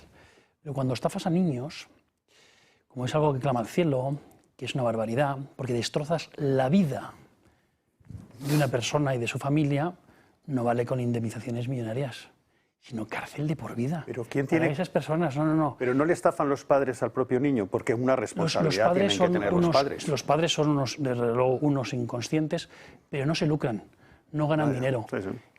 Y sobre todo no conocen técnicamente Es decir, eso. que el agravante es muy superior precisamente para esas empresas o para esos médicos que quieren engañar a las personas. Están tratando a los niños como conejillos o ratones de laboratorio, como mercancía directa como laboratorio para experimentar con ellos. Esto es una de las últimas consecuencias catastróficas, deleznables, de la ideología de género. Y esto es sumamente grave, por tanto sí, hay que ponerlo en conocimiento de la sociedad. Me alegro profundamente de esos informes, pero esto tiene que tener consecuencias penales, jurídicas y económicas para todas aquellas personas que han destrozado o están destrozando vidas de menores. Pero claro, es que la izquierda siempre con los menores les trata así. Yo creo recordar que, por ejemplo, la pederastia, la pedofilia con menores fue algo que impulsó directamente la izquierda desde mayo del 68 con personas tan deleznables como Foucault, como Sartre, como Simone de Beauvoir. Les da igual, que querían que no hubiera límite de edad penal, por ejemplo, para mantener relaciones sexuales con niños. Esto es una barbaridad. Y ahora viene Pedro Sánchez diciendo que quiere cuidar a los niños menores de 16 años cuando le está adoctrinando un día tras otro en las escuelas con ideología trans, con determinados lobbies que van a los colegios a enseñar su propia ideología, con la memoria democrática, y ahora le preocupan los niños cuando menores de 16 años, hasta hace 2 días decía también que a lo mejor los menores de 16, los mayores de 16 podrían llegar a votar. Es decir, es la locura. Sí, pero el relato constante, y además pero la autopercepción de lo que quiero. Si yo me autoconvenzco de que eso es verdad, eso es verdad. Esto es a lo que nos han llevado precisamente la izquierda ideológica y esto hay que revertirlo de forma inmediata. Pero la pederastia sí que la puedes asociar al tema de la izquierda francesa, porque los grandes intelectuales de izquierdas todos se apuntaron, escribieron, promulgaron su comportamiento. Incluso profanaron tumbas. Pero en cambio, el tema de las operaciones tendrías que llevarlas a otro lado, que más bien serían a las prácticas de médicos nazis en los distintos campos de concentración, que es un poco distinto, porque ahí ya no es un problema de que practiques con un niño, sino de que hagas experimentos médico-científicos con la especie humana, y no concretamente con la especie humana, sino además con niños. Y eso los grandes expertos Mengele, son está claro, si recuerdo al doctor y sus Mengele, muchachos, con lo cual estamos hablando del nazismo, que algunos parece de boquilla odian. Y además que no solo mencionabas, Ignacio, que no hay una repercusión económica para los propios padres, pero es que hay algo, yo creo que es bastante peor, que se me entienda, que es llegar al barrio infernal de la ideología, convencerse uno a sí mismo de que lo están haciendo por el bien de sus propios hijos. No, sí, pero si hay educadores en los colegios, supuestos educadores, que están maltratando al niño diciendo, no te preocupes, esto tiene que ser así, o unos padres, en muchísimas ocasiones desesperados, al ver a su hijo precisamente sufriendo porque la salida que le está dando el poder político a través de esos mal llamados educadores, en los colegios, pues a veces ante una situación extrema podrían llegar a decidir o tomar esa decisión. Pero que es el camino al que te están volcando los poderes públicos, que por eso hay que revertirlo, precisamente en todo lo contrario. Y ya está la legislación de la propia ley trans, que ya menores de entre 12 y 16 años pueden acceder a estos tratamientos. Leyes trans sin padres, que han ¿no? copiado Claro, en comunidades autónomas. Representantes legales o con consentimiento. Y Pero muchas vamos, de yo las creo que situaciones no hay ni consentimiento de los el propios menos padres. culpable de todo eso es el niño, y el segundo menos culpable es el padre. Y para mí el gran culpable es el legislador, y después el médico, que aprovechando la ley que ha hecho el legislador, que sí que la ha hecho por ideología, lo que se plantea es forrarse simplemente. Yo no estoy de acuerdo. Yo creo, es decir, no podemos echar la culpa a gente fuera. Es decir, si tú tienes la patria potestad, a mí me da igual que haya una legislación que permitan que mi niña pueda cambiarse el sexo, lo que sea, me da igual que está esa legislación, porque yo siento una responsabilidad y soy yo quien soy responsable de ello. Claro. Entonces, ya puede haber televisiones, ya puede haber gente que la trate de cambiar, tal, pero mi responsabilidad es irrenunciable. Sí, pero con un nivel de formación. La voy a defender, Marcos, de todo, de si cualquier cosa de fuera. Si los médicos te dicen lo contrario y tal, el nivel de formación puede ser que se te coman en ese sentido. Y por eso responsables los padres por no tener una formación o no informarse. No es un tema evidente. Yo, antes que digas una cosa de ese tipo... Los padres, por supuesto, lo que se educa en casa y en el colegio se acompaña.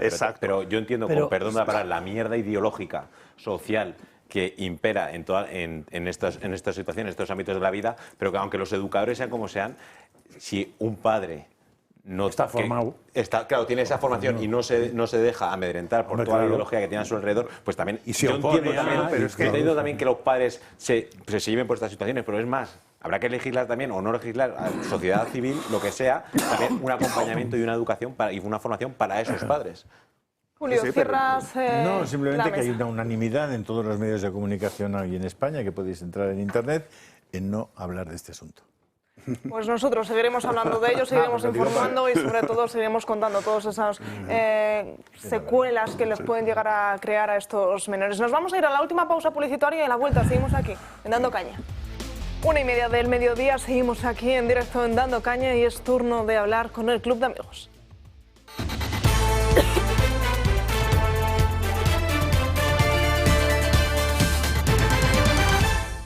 Y lo hacemos de la mano de Paula Cruzado. ¿Qué tal? Muy buenas tardes. Pues muy buenas tardes. La verdad es que, Natalia, yo siempre empiezo dando las gracias a todas aquellas personas que se van sumando nuevos a este proyecto, que se van dando de alta en este medio de comunicación, ayudando a este medio de comunicación a hacerse cada vez más fuerte, a hacerse una realidad y sobre todo indispensable en esta, bueno, pues en este momento que estamos viviendo, que nunca se ha visto tan politizados los medios como ahora. Somos ese resquicio de libertad y para poder seguir hablando de lo que estábamos hablando hace un momento antes de la publicidad que otros medios de comunicación callan o obvian, es algo muy importante para nuestra sociedad y para nosotros. Pues bueno, pues estos temas como muchos más es necesario que ustedes nos apoyen, nos ayuden.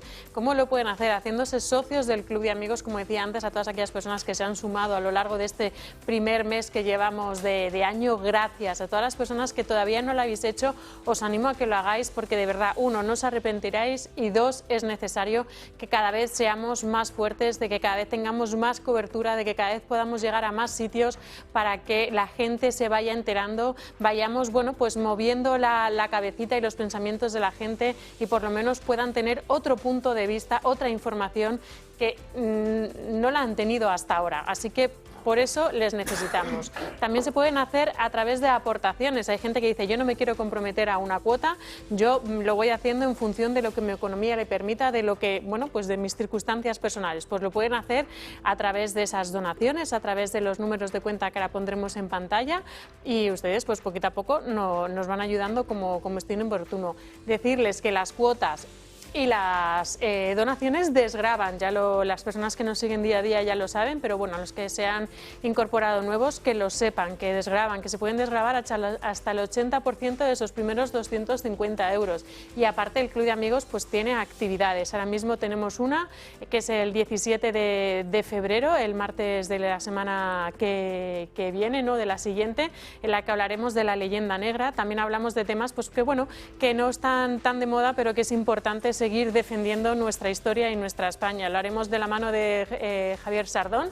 Van a ser 3 martes, el martes 17 de febrero, martes 3 y martes 17 de marzo. Será a las 7:30 de la tarde de forma presencial o online. Se pueden llamar, pueden apuntarse llamando, pueden apuntarse haciendo un correo electrónico a clubdeamigos@clubdeamigos.org o si ya son muy tequis y se manejan muy bien en internet, a través de nuestra página web clubdeamigos.eltorotv.com en el apartado de agenda.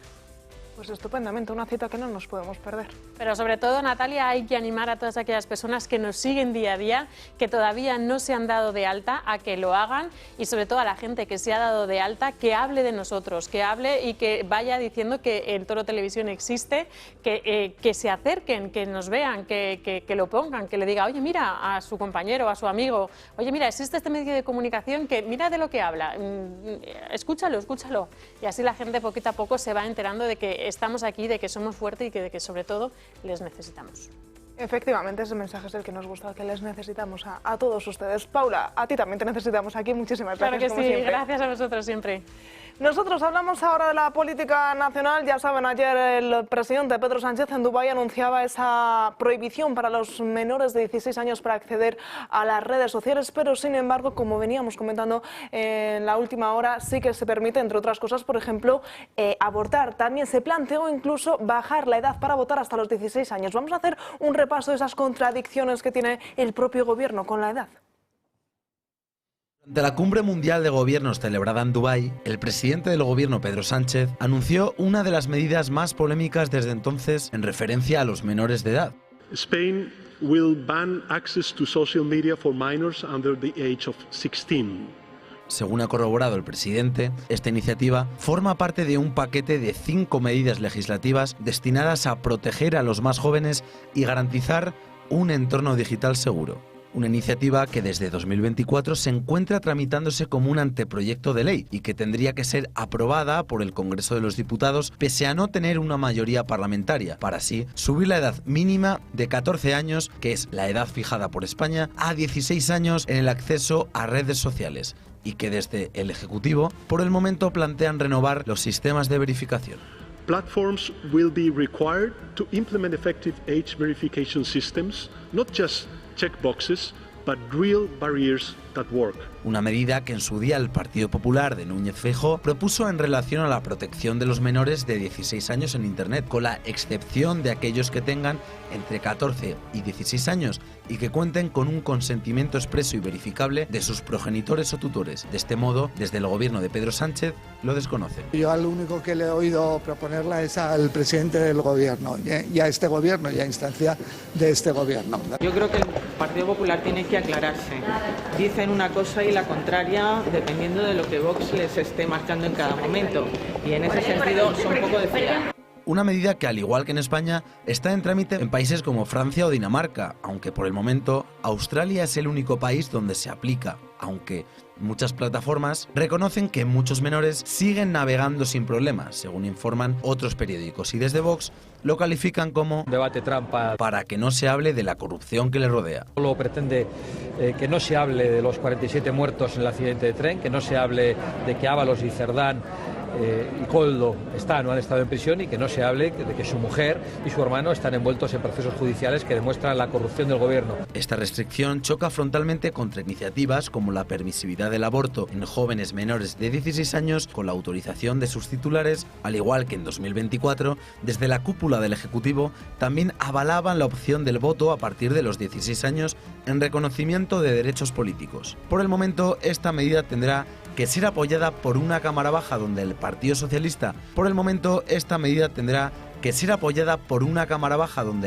Socialista, deberá rascar el apoyo de sus socios de gobierno ante su debilidad parlamentaria. Pues nos vamos en directo hasta La Mola, en Zaragoza, porque allí ya está hablando Santiago Abascal dentro de la campaña electoral de Aragón. Ya saben, esa fecha clave el próximo domingo. No podemos escucharle, vamos a intentar solucionar este problema, vamos a contar todo lo que dé de sí este canutazo, esta comparecencia de Santiago Abascal con los medios de comunicación, como les decíamos, en una semana clave. Ahora sí parece que podemos escucharle. Con quien quisieran, y ahora de repente se acuerdan de proteger a los menores de 16 años. ¿Por qué? Porque los menores de 16 años tienen acceso a las redes sociales y ya no pueden ser engañados por la propaganda de los gobiernos. Los que no tenían que haber entrado a la Vamos a intentar recuperar esta conexión con Santiago Abascal, como les decíamos, en La Muela, en Zaragoza, y les decíamos una semana clave, y es que ya saben que este próximo domingo en Aragón se celebran esos comicios autonómicos para elegir al nuevo presidente de Aragón. Vamos a hablar sobre Aragón, pero por no dejar temas abiertos, estábamos viendo esa noticia en la que se hablaba de que se restringe o se prohíbe a los adolescentes menores de 16 años acceder a las redes sociales, pero sin embargo sí que se permiten otra serie de cosas que también sería importante prohibir o tener en cuenta la joven edad. Francas. Yo antes he dicho que eso era un anzuelo, o sea, no van a prohibir nada, porque no tienen capacidad tecnológica de prohibir. Pero yo quería enlazar con lo que decía Marcos antes, de la responsabilidad de la patria potestad en el tema de las cirugías, que tiene toda razón. O sea, al final, si el padre está formado, eso no cuela, no pica. Aquí, en cambio, se pretende el argumento contrario, no por parte de Marcos, sino del gobierno. Es decir, como los padres sí que son tontos, pues ya lo decimos nosotros, ¿no? Pues si la patria potestad sirve para una cosa, sirve para la otra. Y entonces aquí los hijos no son del gobierno, son de los padres. O sea, lo que encierra esta historia no tiene nada que ver con el control, diríamos, con la protección al menor, no tiene nada que ver. Es el control por parte del gobierno, en su momento el Estado, pero ahora mismo el Gobierno, de los contenidos que llegan a la gente. Y la zanahoria es irles pegando con los de 16, 17, 18, 14, 15, que nosotros vamos por otro lado, y cuando os deis cuenta, estaréis con la zanahoria, ya habremos legislado que el que se mueva de la foto no es que no salga, no, es que se le haga una buena bofetada. Pero esto es una estupidez, pero como una catedral. Yo tengo una niña de 6 años. Por supuesto no tiene móvil, se lo daremos cuando nosotros creamos que puede manejarlo. Pero tenemos televisiones inteligentes en casa y puede entrar perfectamente en YouTube. Y no tiene que identificarse. Por supuesto nosotros sabemos cómo capamos de alguna manera los sitios donde está en acceso y entonces está viendo en YouTube programas educativos.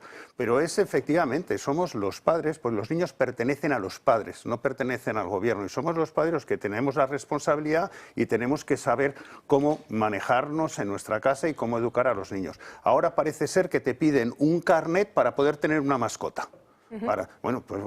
Yo antiguamente no se pedía un carnet para poder tener un hijo, pero yo creo que esa es la responsabilidad. Y luego, por otro lado, ¿cuáles son las plataformas? Porque tú tienes, por ejemplo, WhatsApp. O sea, no, dicen que no es. Ya, pero tú dentro de WhatsApp puedes hacerte un grupo de amigos de 20, de 30, de 50 o de 100 amigos de 12 y de 14 años que como tengan un amigo de 16 o de 17 dentro del grupo, puede perfectamente coger trozos de TikTok, de Instagram o de Facebook y colocarlo dentro de lo que es un grupo de Telegram o un grupo de WhatsApp. Luego, esto es como tratar de poner puertas al campo y lo único que denota es una absoluta estupidez e idiocia por parte de este gobierno. Pero bueno, harán el ruido con esto, pero es totalmente inabarcable. Oye, cuando yo era pequeño no había redes sociales, ni había porno, porque no había ni teléfonos móviles ni nada, pero bueno, pues habría revistas y cosas de ese tipo. Es decir, este es el mundo que estos niños van a tener que vivir. Y la única cuestión es formarles y educarles en las casas para que tengan el comportamiento que se espera. Pero todo lo demás es imposible. Si con que haya un hermano mayor o un amigo de tal... Pero yo quería decir una cosa que me ha hecho gracia estando Ignacio aquí.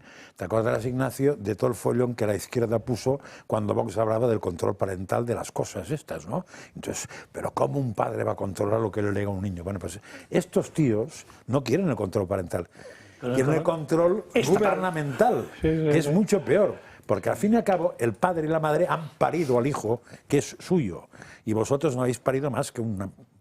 Claro, es que ellos consideran que los niños les pertenecen. Claro. Igual que el dinero de todos los españoles les pertenece a ellos. Como Corea del Norte. Como Corea del Norte. Es decir, que la premisa de que quieren protegerla... ¿De quién? ¿De qué quiere proteger el gobierno? De ti. A los chicos, claro, lo que no... Bueno, yo tengo la gran suerte de poder estar aquí en el Toro Televisión, porque o también pretende el gobierno que los chicos menores de 16 años pueden acceder a televisión, les van a quitar también Internet. Aquí lo que se soslaya realmente es que el gobierno lo que quiere es que solamente vean su propaganda y que los chicos que se informan por las redes sociales porque es el principal instrumento por el que ellos reciben la información, no puedan acceder a ello. ¿Por qué? Porque es verdad que en edades tempranas ya también se va formando, o en su caso mal formando, la conciencia, la personalidad, aunque la vamos formando a lo largo de toda nuestra vida, no deja de ser cierto que hay momentos puntuales, por ejemplo, antes de la mayoría de edad. Pero no es con el afán de proteger, es con el afán de controlar. Es con el afán básica y exclusivamente de que su propaganda, que es la que ellos dominan, Radio Televisión Española, o en la educación sesgada con la que ellos quieren adoctrinar, pues de alguna manera puedan intentar controlar. Pero les va a salir mal. Pero Ignacio, fíjate, por ejemplo, si uno de los objetivos es para que no tengan acceso al porno, sin embargo, en los colegios se les puede dar clases de masturbación a niños de 5 y de 6 años. No es que se les puede, se les da. Se les da, por eso te digo, que entonces dices, pero ¿qué es lo que se pretende? ¿Qué es lo que está detrás? No lo han dejado claro en absoluto y sería muy divertido que lo expliquen. Yo lo que pediría es cada vez que nos den más explicaciones, que no se quede ahí, pero que lo expliquen detenidamente. Si lo explicó Pedro Sánchez, que la pornografía es mala. Sí, claro, es mala como excusa. Sí, pero que entonces... Me explicaré, pero que lo explican. Una vez que te lo expliquen, tú les dices, oye, defíneme entonces pornografía. Oye, si es para el lobby LGTBI en los colegios a menores para que descubran tal, eso sí es positivo. Cuanto más se expliquen,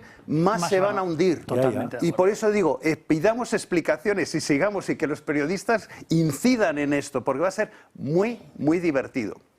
Pero eso como es una zanahoria, o sea, es que técnicamente es imposible, con lo cual mañana hablará de otra cosa. Ya veremos de qué. Hay que desviar la atención de los trenes, de la mujer, de lo que del seguro primo. que no hablar es de los trenes, no, claro, seguro faltaría que más. tampoco va a hablar es de su mujer.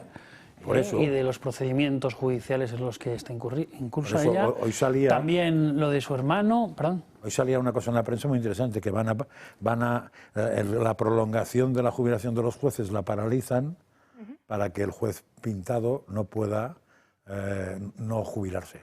Claro. Entonces, ni quiere hablar del colapso de la sanidad y del deterioro profundo de la educación en España. Pues nada, y de el la votante falta del de PSOE jueces hay y que hacer un monumento. magistrados para agilizar los procedimientos judiciales, ni tampoco quiere hablar de vivienda y del destrozo y de la catástrofe nacional que han generado ellos.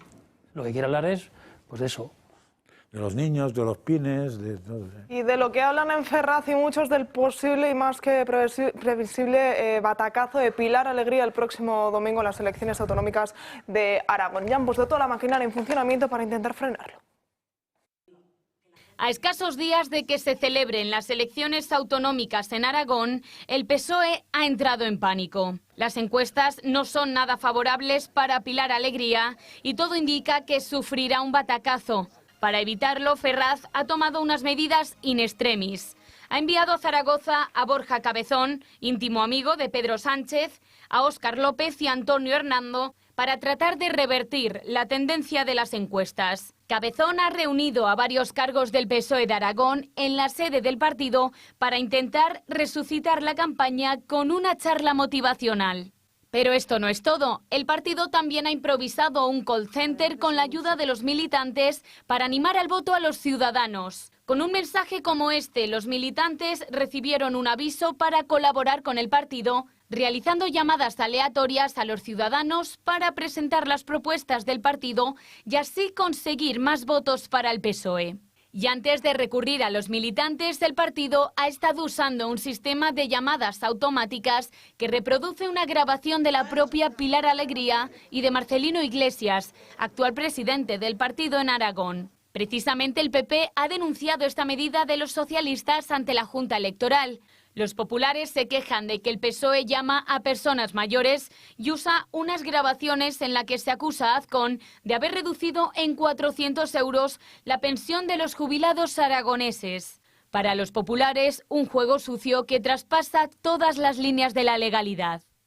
Y comentábamos entre risas y no tantas risas que llega a molestar también recibir ese tipo de llamadas, Marcos. Sí, yo creo que la gente está harta de todas las llamadas comerciales que se realizan para encima escuchar la voz de Pilar Alegría. O sea, yo creo que les va a salir el tiro por la culata. No sé a quién se le ha ocurrido esa acción de marketing tan brillante, pero Por bueno. cierto, está prohibida las llamadas comerciales, ¿no? En teoría, en España, no sé qué pasa, que no se deben hacer o no sé. Bueno, te puedes ir de una lista. Ya, pero en teoría si están prohibidas no sé exactamente el PSOE que hace saltándose otra prohibición que los mismos han puesto. Que no es que haya una llamada comercial, ¿no? No es que hay una cosa, la ley de publicidad, yo fui presidente de la Asociación Española, de la Asociación de Anunciantes. La ley de publicidad, por ejemplo, dice que la publicidad tiene que ser verídica, porque es un contrato. Tú te vas con un anuncio a un juez y le dices, oiga, mire, que decían que si me tomo Fanta me crece el pelo, y me he tomado no sé cuántas botellas y no me crece, porque es un contrato, tiene que ser verídica, y si no te puedes ir a un juzgado, excepto la ley, la propaganda política. La propaganda política está excluida de la ley de publicidad, y lo mismo con todas estas cortapisas, porque los que legislan luego posteriormente, efectivamente, porque si no, uno se podría ir, oiga, mire, este producto, que es un partido político, me ha engañado. No, está excluida. Pues está muy bien traído eso. Mira, hemos aprendido una cosa. Lo de la cama no irá sin saber una cosa más. Me voy a ir a la cama ahora mismo porque ya sé una más. Mira, pues te ahora sobra mismo, día. al salir. Te sobra día. Sí, sí. Ignacio, ¿qué esperamos de las elecciones del próximo domingo? Bueno, pues evidentemente lo que nosotros esperamos es un magnífico resultado de Vox. Para eso trabajamos día a día, con humildad. Y ya veremos el resultado final. Pero en relación con el Partido Socialista sí que quiero decir, cualquier hundimiento es poco del PSOE. El PSOE no debe gobernar en España ni el caserío ni la pedanía más pequeña. Y por eso también tenemos que luchar. Y yo creo que el éxito de Vox en gran parte es precisamente ese enfrentamiento total, contundente, absoluto al Partido Socialista y a sus políticas. Porque de hecho lo que se ve es que a cuanto menos PSOE, más sube Vox. Cuanto nuestras políticas son totalmente distintas, nuestras propuestas son totalmente dispares. 180 grados, por eso es lo que nosotros decimos, un cambio de rumbo total y completo, es lo que nosotros decimos y abogamos desde que nos fundamos.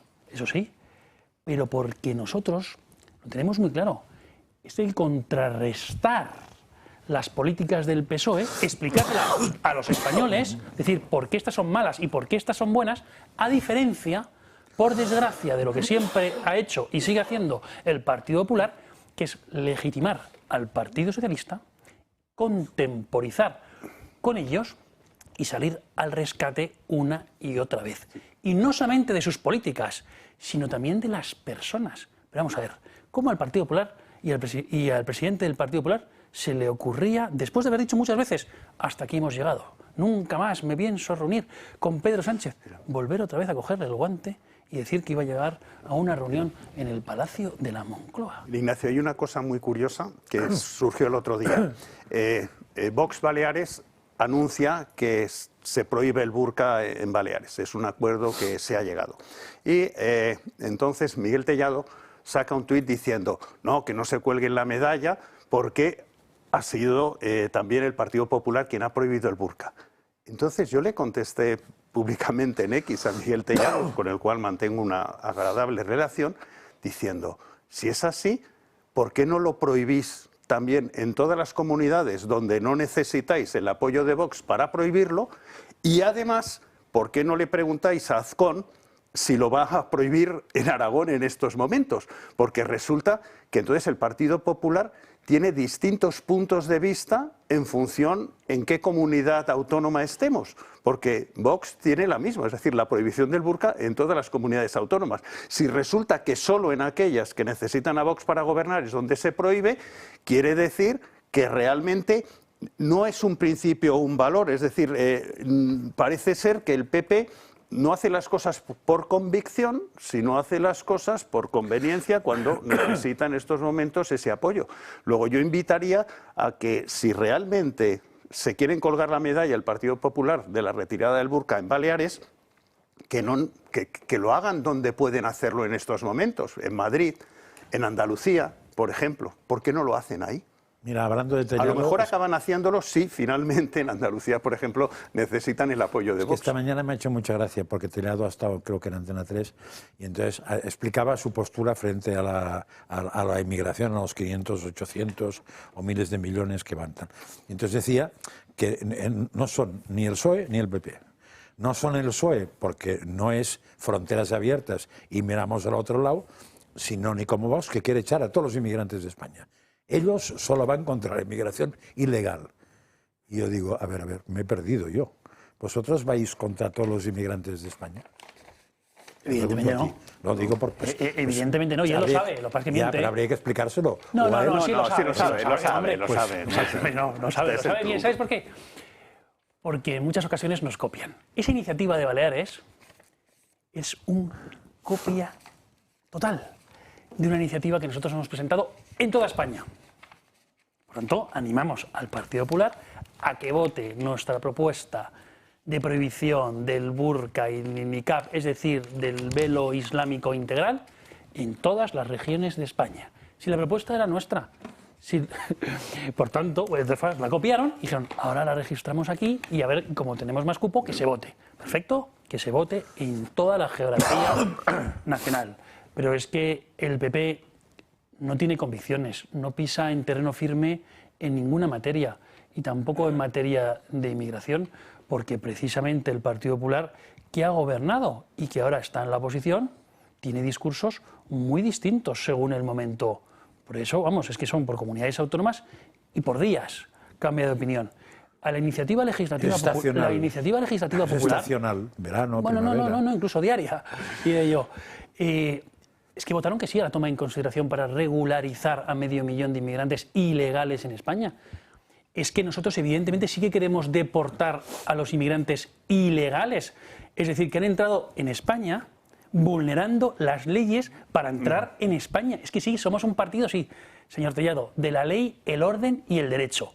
Es decir, para entrar en España hay que hacerlo de acuerdo con la ley. No se puede discriminar a los inmigrantes que han entrado en España legalmente, pagando sus tasas, por los procedimientos por cierto, adecuados. Ignacio, él tampoco ha dicho, que es peor, o sea, lo que ha dicho es que ellos están en contra de la inmigración ilegal que no venga a trabajar. O sea, la inmigración ilegal que venga a trabajar no están en contra, solo de la que no venga a trabajar y venga a delinquir. O sea, la inmigración no es ilegal por el hecho de hacer una ilegalidad para entrar, sino es ilegal según lo que hagas después. Eso es otra estupidez. Las cosas son ilegales o no ilegales desde el principio. Después puede ser más ilegal todavía. Sí. Pero de principio, digo yo, ¿no? O sea, todo este desastre empieza en el año 2000, en concreto el legislativo, cuando la gente ahora dice, no, pero ¿cómo se puede aprobar por un real decreto, es decir, por un reglamento, el Consejo de Ministros sin pasar a las Cortes Generales? Que tampoco debería pasar por las Cortes Generales, es decir, sería un mínimo minimorum. En todo caso, lo que hay que hacer es preguntar a los españoles si realmente lo que quieren es regularizar a más de 500.000 de personas que han entrado en España de forma ilegal. Pero como saben que el pueblo español les va a decir que no, dicen, por real decreto. Pero quien habilita precisamente a ello, claro, es que en ocasiones es la ley. Entonces es un verdadero fraude que hay que combatir todo. El real decreto, porque además va a ser ilegal, y por supuesto la ley que en su caso habilitó para todas estas tropelías. Hay que introducir el ordenamiento jurídico de una manera muy distinta. Pero claro, es que el Partido Popular no tiene un modelo migratorio. Bueno, y el que ha tenido hasta la fecha es el que ha pactado con el Partido Socialista en Bruselas, que es el de fronteras abiertas, que venga quien quiera, del lugar que quiera y sin ningún tipo de problemas. Ese es el modelo migratorio que ha hecho el Partido Popular y que además el Partido Popular ya regularizó a inmigrantes que entraron en España de forma ilegal. Pero más allá de eso, también ¿qué pasa con las personas que vienen aquí a vivir del esfuerzo de los demás? ¿Qué pasa con las personas que vienen aquí a delinquir?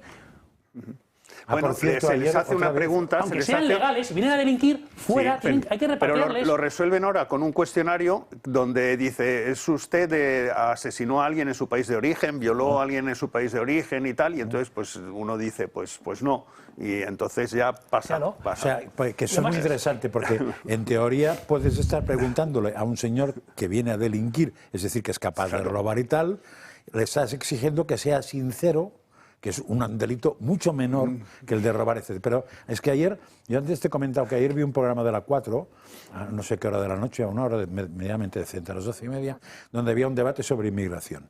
Y me hizo mucha gracia porque uno de los que estaba ahí era el chico este de Podemos, el que te he dicho antes.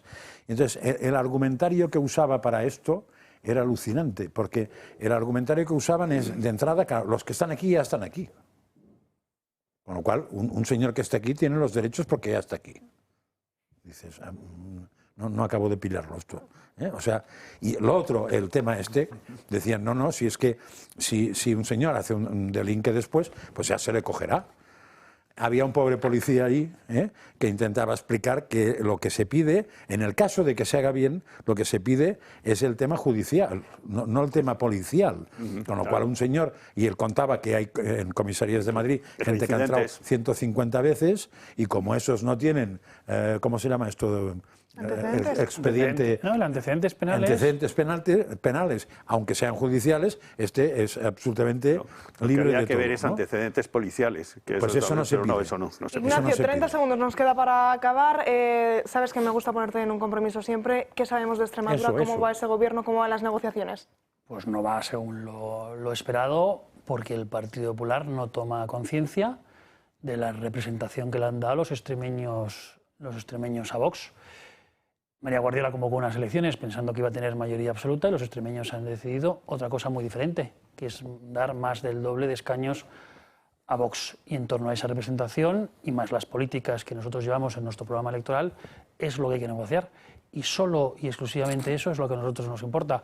Por tanto, cuando lleguemos a un acuerdo, tiene que ser un acuerdo de políticas y para verificar que ese cambio de políticas se va a cumplir.